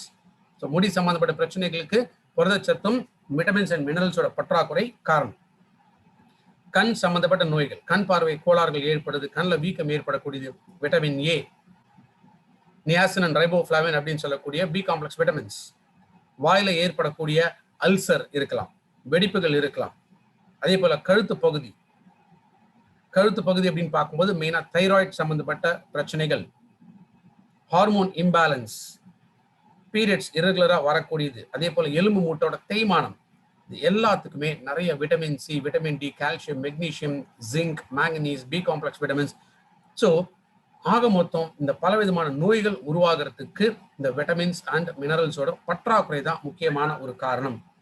இது நம்ம உணவுல இருந்து போதிய அளவுல கிடைக்காதனாலேயே நமக்கு இதெல்லாமே நம்ம உடம்புக்குள்ள சின்ன சின்ன அறிகுறிகளாக வளர ஆரம்பிச்சு ஒரு கட்டத்துல அது நோய்களாக மாறக்கூடியது. ஸோ இதை தடுக்கிறதுக்காக தான் வெஸ்டீஜ் பிரைம்ல காம்பயோட்டிக்ஸ் அப்படிங்கிற இந்த ப்ராடக்டை கொண்டு வந்திருக்கும். காம்பயோட்டிக்ஸ்ல என்ன இருக்குன்னு கேட்டீங்கன்னா, multi vitamin, multi mineral. Multi vitamins அப்படிங்கும்போது வாட்டர் சாலுபிள், ஃபேட் சாலுபிள் அப்படின்னு சொல்லக்கூடிய ஏடிஇகே, பிஎன்சி, இந்த எல்லா விதமான விட்டமின்ஸ் இருக்கு. அதே போல மினரல்ஸ். ஸோ மினரல்ஸ் பொறுத்த வரைக்கும் 16 வகையான மினரல்ஸ் பிரைம் காம்பயோட்டிக்ஸ்ல இருக்கு. ஸோ யாரெல்லாம் காம்பயோட்டிக்ஸ் எடுக்கலாம்? டெய்லி ஆரோக்கியமாக இருக்குன்னு நினைக்கிறவங்க, உடம்புல நல்ல சுறுசுறுப்பு வேணும், தெம்பு வேணும்னு நினைக்கிறவங்க, நோய் எதிர்ப்பு சக்தி அதிகமாகணும்னு நினைக்கிறவங்க, செரிமான சக்தி அதிகமாகணும்னு நினைக்கிறவங்க காம்பயோட்டிக்ஸ் எடுக்கலாம். இதயம் சம்பந்தப்பட்ட நோய், நுரையீரல் சம்பந்தப்பட்ட நோய்கள், இல்ல சர்க்கரை நோய், எலும்பு மூட்டு தேய்மானம் இருக்கிறவங்க காம்பயோட்டிக்ஸ் எடுக்கலாம். பனிக்காலம் இல்ல மழைக்காலம் வந்துச்சுனாலே சில பேருக்கு என்ன ஆகும், டக்குன்னு சளி பிடிக்கும், அடிக்கடி சளி பிடிக்கும், காய்ச்சல் இருக்கும், தொண்டை கரகரப்பு ஏற்படும். ஸோ இந்த பாதிப்புகள், ஃப்ரீக்வெண்டா இன்ஃபெக்ஷன்ஸ் வராமல் தடுக்கணும்னு நினைக்கிறவங்க காம்பயோட்டிக்ஸ் பயன்படுத்தலாம். 12 வயசுக்கு மேல இருக்கக்கூடிய குழந்தைங்களுக்கு காம்பயோட்டிக்ஸ் ரெக்கமெண்ட் பண்ணலாம். அதே போல பிரெக்னன்ட் ஆகணும்னு நினைக்கக்கூடிய லேடிஸ் காம்பயோட்டிக்ஸ் எடுக்கலாம். ஸோ காம்பயோட்டிக்ஸ் ஒரே ஒரு நாளைக்கு ஒரு கேப்சூல் எடுத்தாலே போதும், சாப்பிட்ட பிறகு எடுத்துட்டு வரணும். அடுத்தது ரொம்ப அற்புதமான ஒரு அரிவகையான ஒரு ப்ராடக்ட், அதுதான் இந்த சீபக்தான். சீபக்தான்ங்கிறது என்ன? புதர்கள்ல விளையக்கூடிய ஒரு பழ வகை, பெரி அப்படின்னு சொல்லக்கூடிய ஒரு பழ வகை. ஸோ இந்த பழங்களும் எல்லா இடத்துலையுமே விளையாது. இது குளிர்ந்த பகுதிகளில் மட்டும்தான் வளரும். மைனஸ் டெம்பரேச்சர்ஸ் இருக்கக்கூடிய இடத்துல மட்டும்தான் வளரும். இந்தியாவை பொறுத்த வரைக்கும் ஹிமாலயன் ரீஜன்ல அதிகமாக விளையக்கூடியது இந்த சீபக்தான். சீபக்தானுக்கு நிறைய ஹிஸ்டரி இருக்கிறதா சொல்றாங்க. இன்ஃபேக்ட் அலெக்சாண்டர் மாமன்னர் அவர் வெற்றிகரமா போர் புரிஞ்சு ஜெயிச்சதுக்கான முக்கியமான காரணமே என்னன்னா இந்த சீபக்தான். ஏன்னா அவருடைய படை வீரர்களுக்கு இந்த சீபக்தானை தான் அந்த எனர்ஜிக்காக கொடுப்பாங்களாம். ரஷ்யாவில் இருக்கக்கூடிய விண்வெளி கழகம், அங்க இருக்கக்கூடிய ஆஸ்ட்ரோநாட்ஸ், விண்வெளி வீரர்கள், அவங்களுக்கு இந்த சீபக்தான் மூலமா தான் உணவு அனுப்புவாங்களாம். இந்தியாலேயே நம்மளுடைய பார்டர்ல இருக்கக்கூடிய அந்த defence,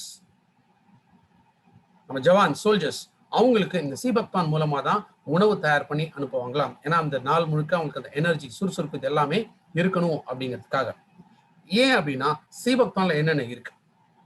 vitamin K, vitamin C, vitamin A, vitamin E, vitamin B complex and vitamin B. So இந்த முக்கியமான விட்டமின்ஸ் இருக்கக்கூடியது சீபக்தான்ல. அதே மாதிரி ஒமேகா அப்படிங்கிற ஒரு நல்ல கொழுப்பு. ஒமேகாங்கிற நல்ல கொழுப்பு நம்ம உடலுக்கு அதிகமாக தேவைப்படக்கூடிய நல்ல கொழுப்பு. ஆனா நம்ம உடம்புனால உற்பத்தி செய்ய முடியாத ஒரு நல்ல கொழுப்பு. ஸோ எக்ஸ்டர்னலா தான் இந்த ஒமேகா ஃபேட்டி ஆசிட்ஸ் நம்ம எடுத்தாகணும். அப்போ இந்த ஒமேகால 3, 6, 7, 9 அதாவது எல்லா ஒமேகா ஃபேட்டி ஆசிட்ஸும் இருக்கக்கூடிய ஒரே பழம் இந்த சீபக்தான் மட்டும்தான். ஜிங்க், அயன், மெக்னீசியம், இந்த 3 மினரல்ஸ் இருக்கு. இன்ஃபேக்ட் இப்போ கொரோனாவோட செகண்ட் வேவ் அப்படின்னு சொல்லிட்டு இருக்காங்க. ஸோ எது தடுக்கும்னா ஜிங்க் முக்கியமாக தடுக்கும், நோய் எதிர்ப்பு சக்தியும் அதிகப்படுத்தும்.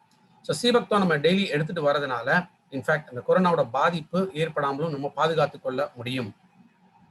புரதச்சத்துக்கள் மெத்தியோனின், லூசின், லைசின், கிளைசின்ங்கிற புரதச்சத்துக்களும் சீபக்தான்ல இருக்கு. ஸோ இதுல புரோட்டீன் இருக்கு, விட்டமின்ஸ் இருக்கு, மினரல்ஸ் இருக்கு, ஒமேகா ஃபேட்டி ஆசிட்ஸ் எல்லாமே இருக்கு.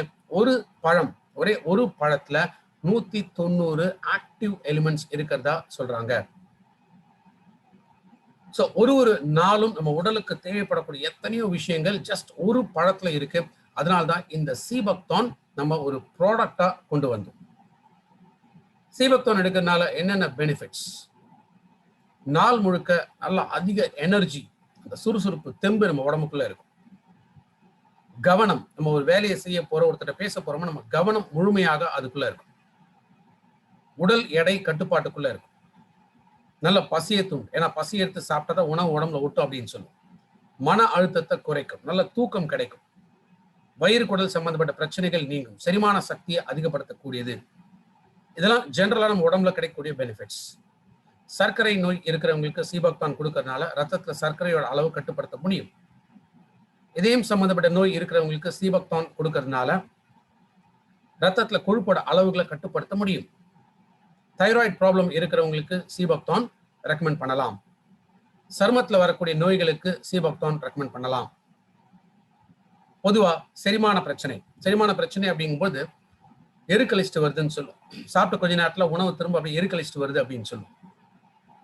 அப்ப அது காரணம் என்ன? நம்மளுடைய உணவு குழாய், வயிறு, குடல் இதுல இருக்கக்கூடிய சில ப்ராப்ளம்னால தான் உணவு அந்த மாதிரி ரிவர்ஸ் ஆகுது. ஸோ அது தடுக்கக்கூடியது சீபக்தான். சீபக்தான் ஒரு நாளைக்கு 2 கேப்சூல் சாப்பிட்ட பிறகு எடுத்துட்டு வரணும். அடுத்து ரீசெண்டா இன்னைக்கு நம்ம அத்தனை பேருக்குமே தேவைப்படக்கூடிய முக்கியமான ஒரு ப்ராடக்ட் இந்த மெட்டாமைண்ட். பொதுவா ஒரு விஷயத்துல நம்ம ஒரு வேலையை செய்ய போறோமா, இல்ல இப்ப இந்த ட்ரைனிங்கை அட்டன் பண்றீங்க, சராசரியா நம்மளுடைய கவனம் எவ்வளவு நேரம் இருக்குங்கிறத யோசிச்சு பார்த்திருக்கீங்களா? ஒரு விஷயத்துல நம்மளுடைய கவனம் மிஞ்சி போனா 12 செகண்ட் தான் இருக்கணும். இது எப்ப சொல்றாங்க? 2013. 12 செகண்டுக்கு மேல நம்ம கவனம் அப்படியே மாறிக்கிட்டே இருக்கணும். இப்ப இருக்கக்கூடிய சூழ்நிலையில் சொல்றாங்க அந்த 12 செகண்ட் கூட குறைஞ்சி இன்னைக்கு 8 செகண்ட் ஆயிருச்சு. ஸோ 8 செகண்டுக்கு மேல நம்மளால ஒரு முழு கவனம் ஒரு விஷயத்துல செலுத்த முடியாதுங்கிறாங்க. இன்ஃபேக்ட் கோல்டு ஃபிஷ், இந்த கோல்டு ஃபிஷ்ஷுக்கு 9 செகண்ட் இருக்குமா. ஒரு கோல்டு ஃபிஷ்ஷை விட இன்னைக்கு மனிதர்களோட நிலை இன்னும் மோசமாயிடுச்சு அப்படின்னு தான் நம்ம சொல்ல முடியும். காரணம் என்னன்னா நம்ம உணவுல கொழுப்பு சத்தோட குறைபாடு இருக்கிறதுனால. ஏன்னா நம்மளுடைய மூளையை வந்து ட்ரை வெயிட் அப்படின்னு சொல்ல. ட்ரை வெயிட்னா ஏன்னா நம்ம மூளை இருக்கிறது என்ன? லிக்விட் ஃபார்ம்ல இருக்கும், லிக்விட்குள்ள சுத்தி இருக்கும். அதை எடுத்துட்டு வெறும் ட்ரை வெயிட்டா மட்டும் நம்ம மூளையை எடுத்து பார்த்தோம்னா அந்த மூளைக்கு 60% தேவைப்படுறது என்னன்னு கேட்டீங்கன்னா இந்த நல்ல கொழுப்புகள். ஆனா பெரும்பாலும் நம்ம உணவுல இருந்து நல்ல கொழுப்புகள் கிடைக்கிறது இல்லை. இந்த நல்ல கொழுப்புகள் தான் என்ன சொல்லும்? பாஸ்போலிபிட்ஸ் அப்படின்னு சொல்லும். இதயத்தை விட, கல்லீரலை விட 6 மடங்கு அதிகமான இந்த நல்ல கொழுப்பு எங்க தேவைன்னா மூளைக்கு தான் தேவை. அப்ப யோசிச்சு பாருங்க, நம்மளுடைய கவன சிதறல், ஞாபக மறதி, ஒரு வேலை ஈடுபாடு, இது எல்லாமே நீ குறையறதுக்கான காரணம் என்ன? மூளையோட செயல்பாடுகள் குறைய ஆரம்பிக்குது. ஸோ அதை சப்ளிமெண்ட் பண்றதுதான் இந்த பாஸ்போலிபிட்ஸ் அப்படின்னு சொல்லும். இந்த பாஸ்போலிபிட்ஸ்குள்ள என்ன இருக்குன்னா பாஸ்பாட்டிடில்செரின், ஷார்ட்டா நோட் பண்ணிக்கோங்க, PS. மெட்டாமைல் என்ன இருக்குன்னா PS இருக்கு அப்படின்னு நம்ம சொல்லலாம். இந்த PS கிட்டத்தட்ட 167 மில்லிகிராம் ஒரு டேப்லெட்ல கிடைக்குது. ஒரு நாளைக்கு எவ்வளவு தேவைன்னு கேட்டீங்கன்னா 300 மில்லிகிராம் வரைக்கும் இந்த பாஸ்போலிபிட்ஸ், இந்த PS வந்து நம்ம உடம்புக்குள்ள எடுத்துக்கலாம். மெட்டாமைன்ல இது முழுக்க கொடுத்துருக்காங்க. இன்ஃபேக்ட் இன்னைக்கு நம்ம உணவு பழக்கம் அப்படின்னு பாத்தீங்கன்னா பியூர் வெஜிடேரியனா இருக்கிறவங்களுக்கு மிஞ்சி போனா 50 மில்லிகிராம் மேல உணவுல இருந்து இந்த PS கிடைக்கிறது இல்லை. நான்வெஜ் சோர்ஸே வந்து எடுக்கிறவங்களாக இருந்தாலும் அவங்களுக்கு ஒரு நாளைக்கு 100-150 மில்லிகிராம் தான் இந்த PS கிடைக்குதான் உணவுல இருந்து. அப்போ ஒரு நாளைக்கு எவ்வளவு தேவை? 300 தேவை. அப்ப இந்த பற்றாக்குறை ஒரு நாள்ல ஆரம்பிக்கிறது, பல வருஷங்கள் இந்த பற்றாக்குறை ஏற்படும் போது நம்ம மூளையோட செயல்பாடுகளும் குறைய ஆரம்பிக்குது. அதனாலதான் மெட்டாமைண்ட்ங்கிற இந்த ப்ராடக்ட்டை நம்ம லான்ச் பண்ணோம். ஒரு யூனிக்கான பெஸ்டான ப்ராடக்ட் வெஸ்டீஜ்ல இருக்கு. ஆனா இன்னைக்கு நிறைய பேர் நம்ம வந்து பயன்படுத்துறதே இல்லை. மெட்டாமைண்ட் யாருக்கெல்லாம் கொடுக்கலாம்? 12 வயசுக்கு மேல இருக்கக்கூடிய குழந்தைங்களுக்கு கொடுக்கலாம். அப்ப குழந்தைங்களோட அந்த கவனம் சிதறாமல் இருக்கும், ஞாபக சக்தி அதிகமா இருக்கும், முழு ஈடுபாட்டோட அவங்க படிப்புல வந்து கவனம் செலுத்த முடியும், அவங்களோட பிஹேவியர் வந்து கரெக்டா இருக்கும், ஸ்ட்ரெஸ் லெவல்ஸை குறைக்க முடியும். அடுத்ததா யங்ஸ்டர்ஸ் அப்படின்னா மிடில் ஏஜ்ல இருக்கிறவங்களுக்கு, வேலைக்கு போறவங்களோ பிசினஸ் பண்றவங்களோ யாராக இருந்தாலுமே அந்த புத்திசாலித்தனம், புத்தி கூர்மை அதிகமாக தேவைப்படுது. ஸோ அவங்களுக்கு மெட்டாமைண்ட் நம்ம ரெக்கமெண்ட் பண்ணலாம். அதே மாதிரி வயதானவர்கள், மெமரி ரெகக்னிஷன் அப்படின்னு சொல்லுவோம். ஒரு விஷயத்தை எப்ப பார்த்தோம், என்னைக்கு பார்த்தோம், யாரை பார்த்தோம், என்ன பேசணும், இது எல்லாமே பொதுவாக வயது ஏற ஏற குறைய ஆரம்பிக்கும். ஸோ மெட்டாமைண்ட் எடுக்கிறதுனால அந்த சக்திகளை நம்ம திரும்ப கொண்டு வர முடியும். அதே போல லாஸ் ஆஃப் மெமரி அப்படின்னு சொல்லுவோம், ஞாபக மறதி. இந்த ஞாபக மறதி இதையுமே தடுக்கக்கூடியது மெட்டாமைண்ட். மெட்டாமைண்ட் இதுல எக்ஸலண்டான அந்த வெனிலா அண்ட் சாக்லேட் ஃபிளேவர், இது ரெண்டும் சேர்ந்து இருக்கு. ஒரு நாளைக்கு ஒரே ஒரு டேப்லெட் எடுத்துக்கிட்டா போதும். இது சாக்லேட் மாதிரி நம்ம சூ பண்ணி சாப்பிடலாம். இதை முழுங்குங்கிற அவசியம் இல்லை. ஸோ வெறுமை சூ பண்ணி சாப்பிட்டாலே அந்த பெனிஃபிட்ஸ் வந்து முழுமையாக கிடைக்கக்கூடியது. ஸோ ஃபர்ஸ்ட் கேட்டகரி பிரைம்ல இருக்கக்கூடிய ப்ராடக்ட்ஸ் நம்ம பார்த்துருக்கோம். அடுத்து 2வது கேட்டகரி நோய் எதிர்ப்பு சக்திக்கான ப்ராடக்ட்ஸ். Immunity boost. ஏன் நோய் எதிர்ப்பு சக்தி தேவை? இதுதான் நம்ம உடம்புக்குள்ள நோயை முறியடிக்கக்கூடிய சக்தியை கொடுக்கக்கூடியது. முக்கியமாக வெள்ளை அணுக்கள். இந்த வெள்ளை அணுக்கள் இது சில மணி நேரங்கள் மட்டும்தான் நம்ம உடம்புக்குள்ள இருக்குமா. அதுக்கப்புறம் அந்த செல்கள் இறந்து புது செல்கள் உற்பத்தி ஆகிட்டே இருக்கும். அப்ப அந்த நம்மளுடைய இம்யூனிட்டி அப்படிங்கிறது இது எப்போதுமே ஸ்ட்ராங்கா நம்ம மெயின்டைன் பண்ணணும். ஏன்னா திரும்ப உருவாகக்கூடிய செல்களும் அது ஆரோக்கியமான செல்களாக மாறணும். பாக்டீரியாலேருந்தோ வைரஸ்லேருந்து ஃபங்கஸ்லேருந்து நம்ம உடம்புல ஏற்படக்கூடிய நோய்களை தடுக்கணும் அப்படின்னா நோய் எதிர்ப்பு சக்தியும் அதிகமாகணும். கொரோனாக்கு இன்னைக்கு வேக்சின்ஸ் இருந்தால் கூட பட் என்ன சொல்றாங்க, நோய் எதிர்ப்பு சக்தியை அதிகப்படுத்துங்க, அது நல்லா இருந்துச்சுனாலே இந்த கொரோனாவோட பாதிப்பு பெருசா இருக்காது அப்படின்னு சொல்றாங்க. ஸோ இதுல ஒரு 5 விதமான ப்ராடக்ட்ஸ் இருக்கு. முதல் ப்ராடக்ட் பார்க்கக்கூடியது நோனி. நோனிங்கிறது நுணாக்காய் நுணாப்பழம் அப்படின்னு சொல்லக்கூடிய ஒரு பழ வகை. இதுல ஜெரோனின் அப்படிங்கிற ஒரு முக்கியமான ஒரு ஊட்டச்சத்து இருக்கு. இந்த ஜெரோனின் நம்மளோட செல்களோட கதவுகளை திறந்து வைக்கக்கூடியது. அப்போ அந்த அப்சார்ப்ஷன் அப்படின்னு சொல்ல உறிஞ்சு தன்மையை அதிகப்படுத்தக்கூடியதான் நோனியோட பேசிக்கான வேலை. இந்த ஒரு பெஸ்ட் டிரான்ஸ்போர்ட்டர் அப்படின்னு நம்ம சொல்லலாம். நோனிக்கு பலவிதமான ஹெல்த் பெனிஃபிட்ஸ் இருக்கு. நோனி செரிமான சக்தியை அதிகப்படுத்தும். ஏன்னா எப்போ அந்த செல்களோட கதவுகளை திறந்து விடுதோ அப்போ அந்த நியூட்ரிஷனோட அப்சார்ப்ஷனை அதிகப்படுத்தக்கூடியது நோனி. புற்றுநோய் வராமல் தடுக்கக்கூடியது நோனி. புற்றுநோய் செல்களை அழிக்கக்கூடிய தன்மை இருக்கு. அதே போல புற்றுநோய் ட்ரீட்மெண்ட்ல இருக்காங்களா, அந்த ட்ரீட்மெண்டோட பாதிப்புகள் ஏற்படாமல் தடுக்கக்கூடியது நோனி. நோனி வலி நிவாரணி, வலி தாங்கக்கூடிய சக்தியை அதிகப்படுத்தும். உடல் உறுப்புகள்ல வீக்கம் ஏற்படாமல் தடுக்கக்கூடியது நோனி. நம்ம உடல்ல நச்சு பொருள்கள் உருவாகாமல் தடுக்கக்கூடியது நோனி. மன அழுத்தத்தை குறைக்க முடியும். அதே போல நல்ல தூக்கத்தை கொடுக்கக்கூடியது நோனி. வயிறு குடல் இருக்கக்கூடிய கிருமிகள், பூச்சிகள், புழுக்கள் இதெல்லாமே அழிக்கக்கூடிய தன்மை நோனியில இருக்கு. சர்க்கரை நோய் இருக்கிறவங்களுக்கு நோனி கொடுக்கறதுனால ரத்தத்துல சர்க்கரையோட அளவை கட்டுப்படுத்த முடியும்.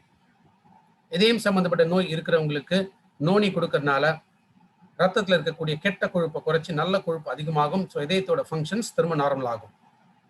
பிளட் கிளாட்டிங் அப்படின்னு சொல்ல ரத்தம் உறைதல், முக்கியமா மூளையில இல்ல ரத்த குழாய்கள் இந்த பிளட் கிளாட் ஆகும் பொழுது அதனால ஸ்ட்ரோக் ஏற்படலாம். ஸோ அந்த ஸ்ட்ரோக் மூளையை அஃபெக்ட் ஆகாத தன்மை, மூளையை பாதுகாக்கக்கூடியது நோனி. கல்லீரலை பாதுகாக்கக்கூடியது நோனி. ஸோ நோனி ஒரு நாளைக்கு 2 கேப்சூல் வெறும் வயிற்றுல எடுத்துக்கிறது நல்லது. கடல் பாசி, சமுத்திர பாசி அப்படின்னு சொல்லக்கூடியதான் இந்த ஸ்பைருலினா. உலக நலவாழ்வு சங்கம், வேர்ல்ட் ஹெல்த் ஆர்கனைசேஷன் என்ன சொல்றாங்க, நாளைக்கு மனித குலமே உயிரோட இருக்கக்கூடியது அப்படின்னா அதற்கு இந்த ஸ்பைருலினா இருந்தா தான் நடக்கும். அத்தனை விதமான ஊட்டச்சத்துக்கள் இந்த ஸ்பைருலினால இருக்கு. ஸ்பைருலினால புரதச்சத்துக்கள் அதிகமாக இருக்கு. கிட்டத்தட்ட 60% 75% புரதச்சத்துக்கள் இதுல உண்டு. கார்போஹைட்ரேட், சர்க்கரை சத்து கிட்டத்தட்ட 15% சர்க்கரை சத்து இதுல உண்டு. 5% நல்ல கொழுப்புகள் GLA அப்படின்னு சொல்லக்கூடிய நல்ல கொழுப்பு இருக்கு. 8% இதுல iron, magnesium, calcium, potassium, selenium உடலுக்கு தேவைப்படக்கூடிய மினரல்ஸ் எல்லாமே அடங்கி இருக்கு. விட்டமின்ஸ் பொறுத்த வரைக்கும் எல்லா B காம்ப்ளெக்ஸ் விட்டமின்ஸ் இதுல இருக்கு. ஃபைட்டோ நியூட்ரிஷன்னா செடிகள்ல இருந்து கிடைக்கக்கூடிய ஊட்டச்சத்துக்கள் அது முழுக்க முழுக்க ஸ்பைருலினால இருக்கு. ஃபைகோசைனின், குளோரோஃபில், ஜாந்தோஃபில், பீட்டா கரோட்டின்ஸ் எல்லாமே அடங்கி இருக்கு. சரி, நம்ம உடலுக்கு என்னெல்லாம் தேவையோ அது எல்லாமே முழுமையாக அடங்கி இருக்கக்கூடிய ஒரு சிறப்பான ஒரு ஊட்டச்சத்துனா அது இந்த ஸ்பைருலினா. ஸ்பைருலினா எடுக்கிறதுனால லிவர் மற்றும் கிட்னி சம்பந்தப்பட்ட நோய்கள் ஏற்படாமல் தடுக்க முடியும். உடல் எடை குறைக்க விரும்புறவங்க ஸ்பைருலினாவும் எடுத்துட்டு வரலாம். அதே போல தைராய்டு ப்ராப்ளம், முக்கியமாக ஹைப்போதைராய்டு, இந்த கண்டிஷன்ல ஸ்பைருலினா ரெக்கமெண்ட் பண்ணலாம். பாலிசாக்கரைட்ஸ், சர்க்கரை சத்து இருக்கிறதுனால நோய் எதிர்ப்பு சக்தி அதிகப்படுத்தும். விட்டமின் B12 இருக்கிறதுனால நரம்பு தளர்ச்சி, நரம்பு சம்பந்தப்பட்ட நோய்கள் ஏற்படாமல் தடுக்கலாம். அதே போல இரத்த சோகை வராமல் தடுக்கக்கூடியது. இதுல பீட்டா கரோட்டின் சொல்லக்கூடிய ஆன்டி ஆக்சிடன்ட்ஸ் இருக்கிறதுனால கண் பார்வை கோளாறுகள் ஏற்படாமல் தடுக்க முடியும். செலினியம்ங்கிற முக்கியமான ஒரு மினரல் இருக்கிறதுனால ஹார்ட் அட்டாக் வராமல் தடுக்க முடியும். பெண்கள் சம்பந்தப்பட்ட பிரச்சனைகள் பார்க்கும்போது ஒண்ணு நீர்க்கட்டிகள், நீர்க்கட்டிகளை அகற்றக்கூடிய தன்மை ஸ்பைருலினாக்கு உண்டு. PMS அப்படின்னு சொல்லும், பீரியட்ஸ் வரத்துக்கு ஒரு வாரத்துக்கு முன்னாடி ஏற்படக்கூடிய உடல் சோர்வு, மன அழுத்தம் வராமல் தடுக்கக்கூடியது ஸ்பைருலினா. மிஸ்கேரேஜ், கரு கலைஞ்சு போறது, கரு உருவாகும் ஆனா கரு கலைஞ்சு போயிடும். எதனாலனா அந்த கருப்பையை தாங்கக்கூடிய எண்டோமெட்ரியம் இது வீக் ஆகிறதுனால அதை பலப்படுத்தக்கூடியது ஸ்பைருலினா. ஃபர்டிலிட்டி, குழந்தை வேணும் அப்படின்னு நினைக்கிறவங்களுக்கு கொடுக்கக்கூடியது ஸ்பைருலினா. ஸ்பைருலினா ஒரு நாளைக்கு 3 கேப்சூல் வெறும் வயிற்றுல எடுத்துட்டு வரணும். அடுத்ததா கொலஸ்ட்ரம். கொலஸ்ட்ரம்ங்கிறது என்ன? சீம்பால இருந்து உருவாக்கக்கூடியதான் இந்த கொலஸ்ட்ரம். கொலஸ்ட்ரம்ல 5 விதமான நோய் எதிர்ப்பு சக்திக்கான தன்மைகள் இதுல அடங்கி இருக்கு. முக்கியமா 3 பெனிஃபிட்ஸ் நம்ம பார்க்கலாம். இதுலயுமே எல்லா விதமான ஊட்டச்சத்துக்கள் இருக்கு. இதுல புரதச்சத்து இருக்கு, விட்டமின்ஸ் இருக்கு, மினரல்ஸ் இருக்கு, சர்க்கரை சத்து இருக்கு, கொழுப்பு சத்து இருக்கு. இரண்டாவது நோய் எதிர்ப்பு சக்தியை அதிகப்படுத்தக்கூடிய தன்மைகள். மூன்றாவது வளர்ச்சிக்கான தேவைகள். நல்ல ஹைட் வேணும், வெயிட் வேணும், பாடி நல்லா ஸ்ட்ராங்கா இருக்கணும், சோர்வுத்தன்மை இல்லாமல் தடுக்கணும். இந்த growth ஃபேக்டர்ஸ் இதெல்லாமே கொடுக்கக்கூடியது கொலஸ்ட்ரம். ஸோ கொலஸ்ட்ரம் எடுக்கிறதுனால நம்ம உடம்புல இருக்கக்கூடிய செல்கள், திசுக்கள் இது எல்லாமே ஆரோக்கியமாக இருக்கும். ரீபில்ட் அப்படின்னு சொல்லுவோம். திரும்ப ஆரோக்கியமாக உருவாக்கக்கூடியது கொலஸ்ட்ரம். ஸோ நம்ம உடம்புல இருக்கக்கூடிய செல்கள், திசுக்கள் ஆரோக்கியமா இருந்துச்சால் நம்ம உடம்புக்குள்ள எப்போதுமே நல்ல நோய் எதிர்ப்பு சக்தி இருக்கும். அது மட்டும் இல்லாமல் நல்ல எனர்ஜி நம்ம உடம்புக்குள்ள எப்போதுமே இருந்துட்டு இருக்கும். உடல் உறுப்புகள்ல வீக்கம் ஏற்படாமல் தடுக்கக்கூடியது. முக்கியமா அலர்ஜி, ஒவ்வாமை இது ஏற்படாமல் தடுக்க முடியும். சில பேருக்கு ஸ்கின்ல அலர்ஜி மாதிரி வரலாம். சில பேருக்கு அலர்ஜினால அடிக்கடி சளி பிடிக்கிறது, தும்மல் வருது, இந்த பாதிப்புகள் இருக்கலாம். ஸோ அந்த அலர்ஜி வராமல் தடுக்கக்கூடியது கொலஸ்ட்ரம். கொலஸ்ட்ரம் எடுக்கிறதுனால ஞாபக சக்தி அதிகமாகும். கொலஸ்ட்ரம் எடுக்கிறதுனால எலும்புகளோட அடர்த்தியை அதிகப்படுத்தும். கொலஸ்ட்ரம் எடுக்கிறதுனால சருமத்துல வரக்கூடிய பாதிப்புகள் வராமல் தடுக்கக்கூடியது. இன்ஃபேக்ட் ஸ்கின் நல்லா சாஃப்டா ஹெல்த்தியா இருக்கணும் அப்படின்னா கொலஸ்ட்ரம் எடுத்துட்டு வரலாம். கொலஸ்ட்ரம் எடுக்கிறதுனால ஊட்டச்சத்துக்களோட உறிஞ்சு தன்மையை அதிகப்படுத்தும். கொலஸ்ட்ரம் எடுக்கிறதுனால உடம்புல கெட்ட கொழுப்பை குறைச்சி நல்ல கொழுப்பை அதிகமாக்கும். கொலஸ்ட்ரம் ஒரு நாளைக்கு 2 கேப்சூல் வெறும் வயிற்றுல எடுத்துட்டு வரணும். சோத்து கற்றாழை அப்படின்னு சொல்லக்கூடியதான் இந்த அலோவேரா. இது எந்த விதமான கிளைமேட்ல இருந்தாலுமே சரி, சிறிய அளவுல வளரக்கூடிய ஒரு தாவர வகை. அதிக நீர் உறிஞ்சக்கூடிய தன்மை அலோவேரால இருக்கு. அலோவேரால 20 வகையான அமினோ ஆசிட் அப்படின்னு சொல்லக்கூடிய புரதச்சத்துக்கள் இருக்கு. அது மட்டும் இல்லாமல் 200க்கும் மேற்பட்ட மருத்துவ கூறுகள் அலோவேரால இருக்கு. அலோவேராவோட ஹெல்த் பெனிஃபிட்ஸ் என்ன?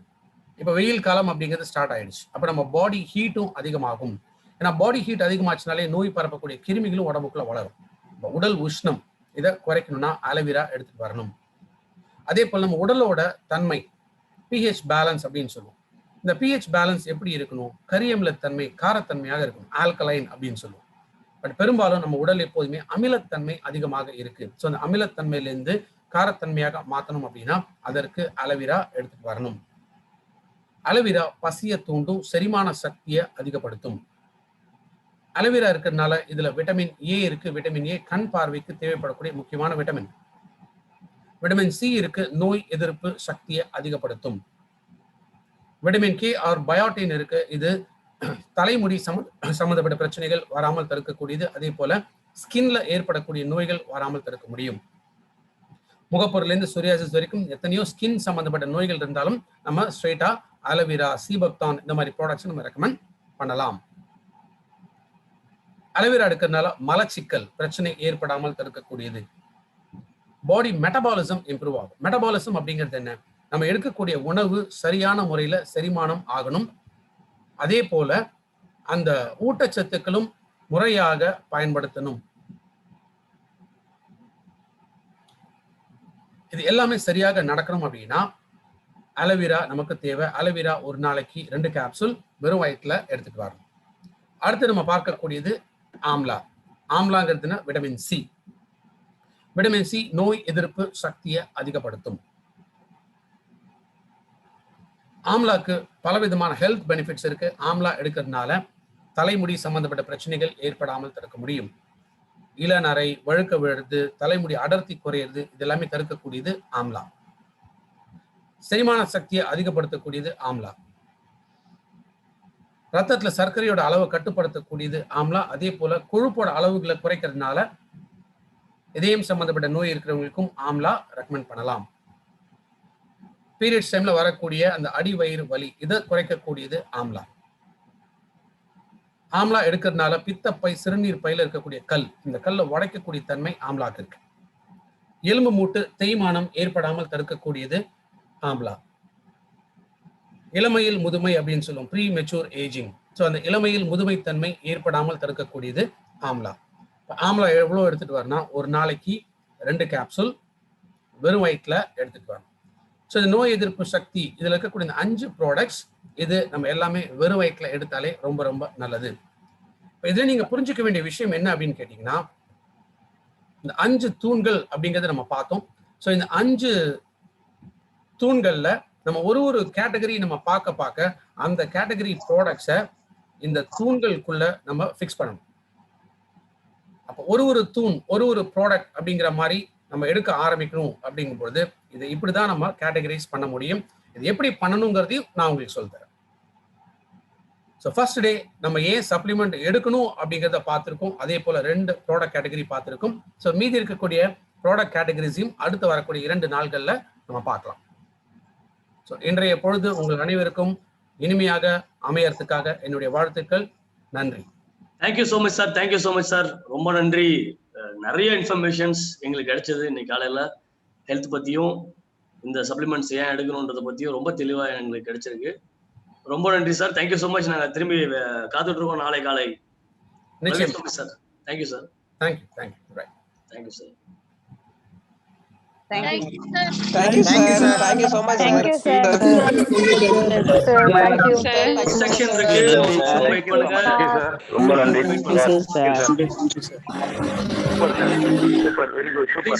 ப்ளீஸ் ஒரு இன்ஸ்ட்ரக்ஷன் மட்டும் இருக்கு, அதுக்கு மட்டும் வெயிட் பண்ணுங்க ப்ளீஸ். ஓகே, ஹோப் நிறைய விஷயங்கள் லேர்ன் பண்ணிருப்பீங்க நம்புறேன். சோ லேர்ன் பண்ண விஷயத்த உட்காந்து இன்னைக்கு தம்மம் சரணம் கச்சா எழுதுனீங்கல்ல, எழுதுற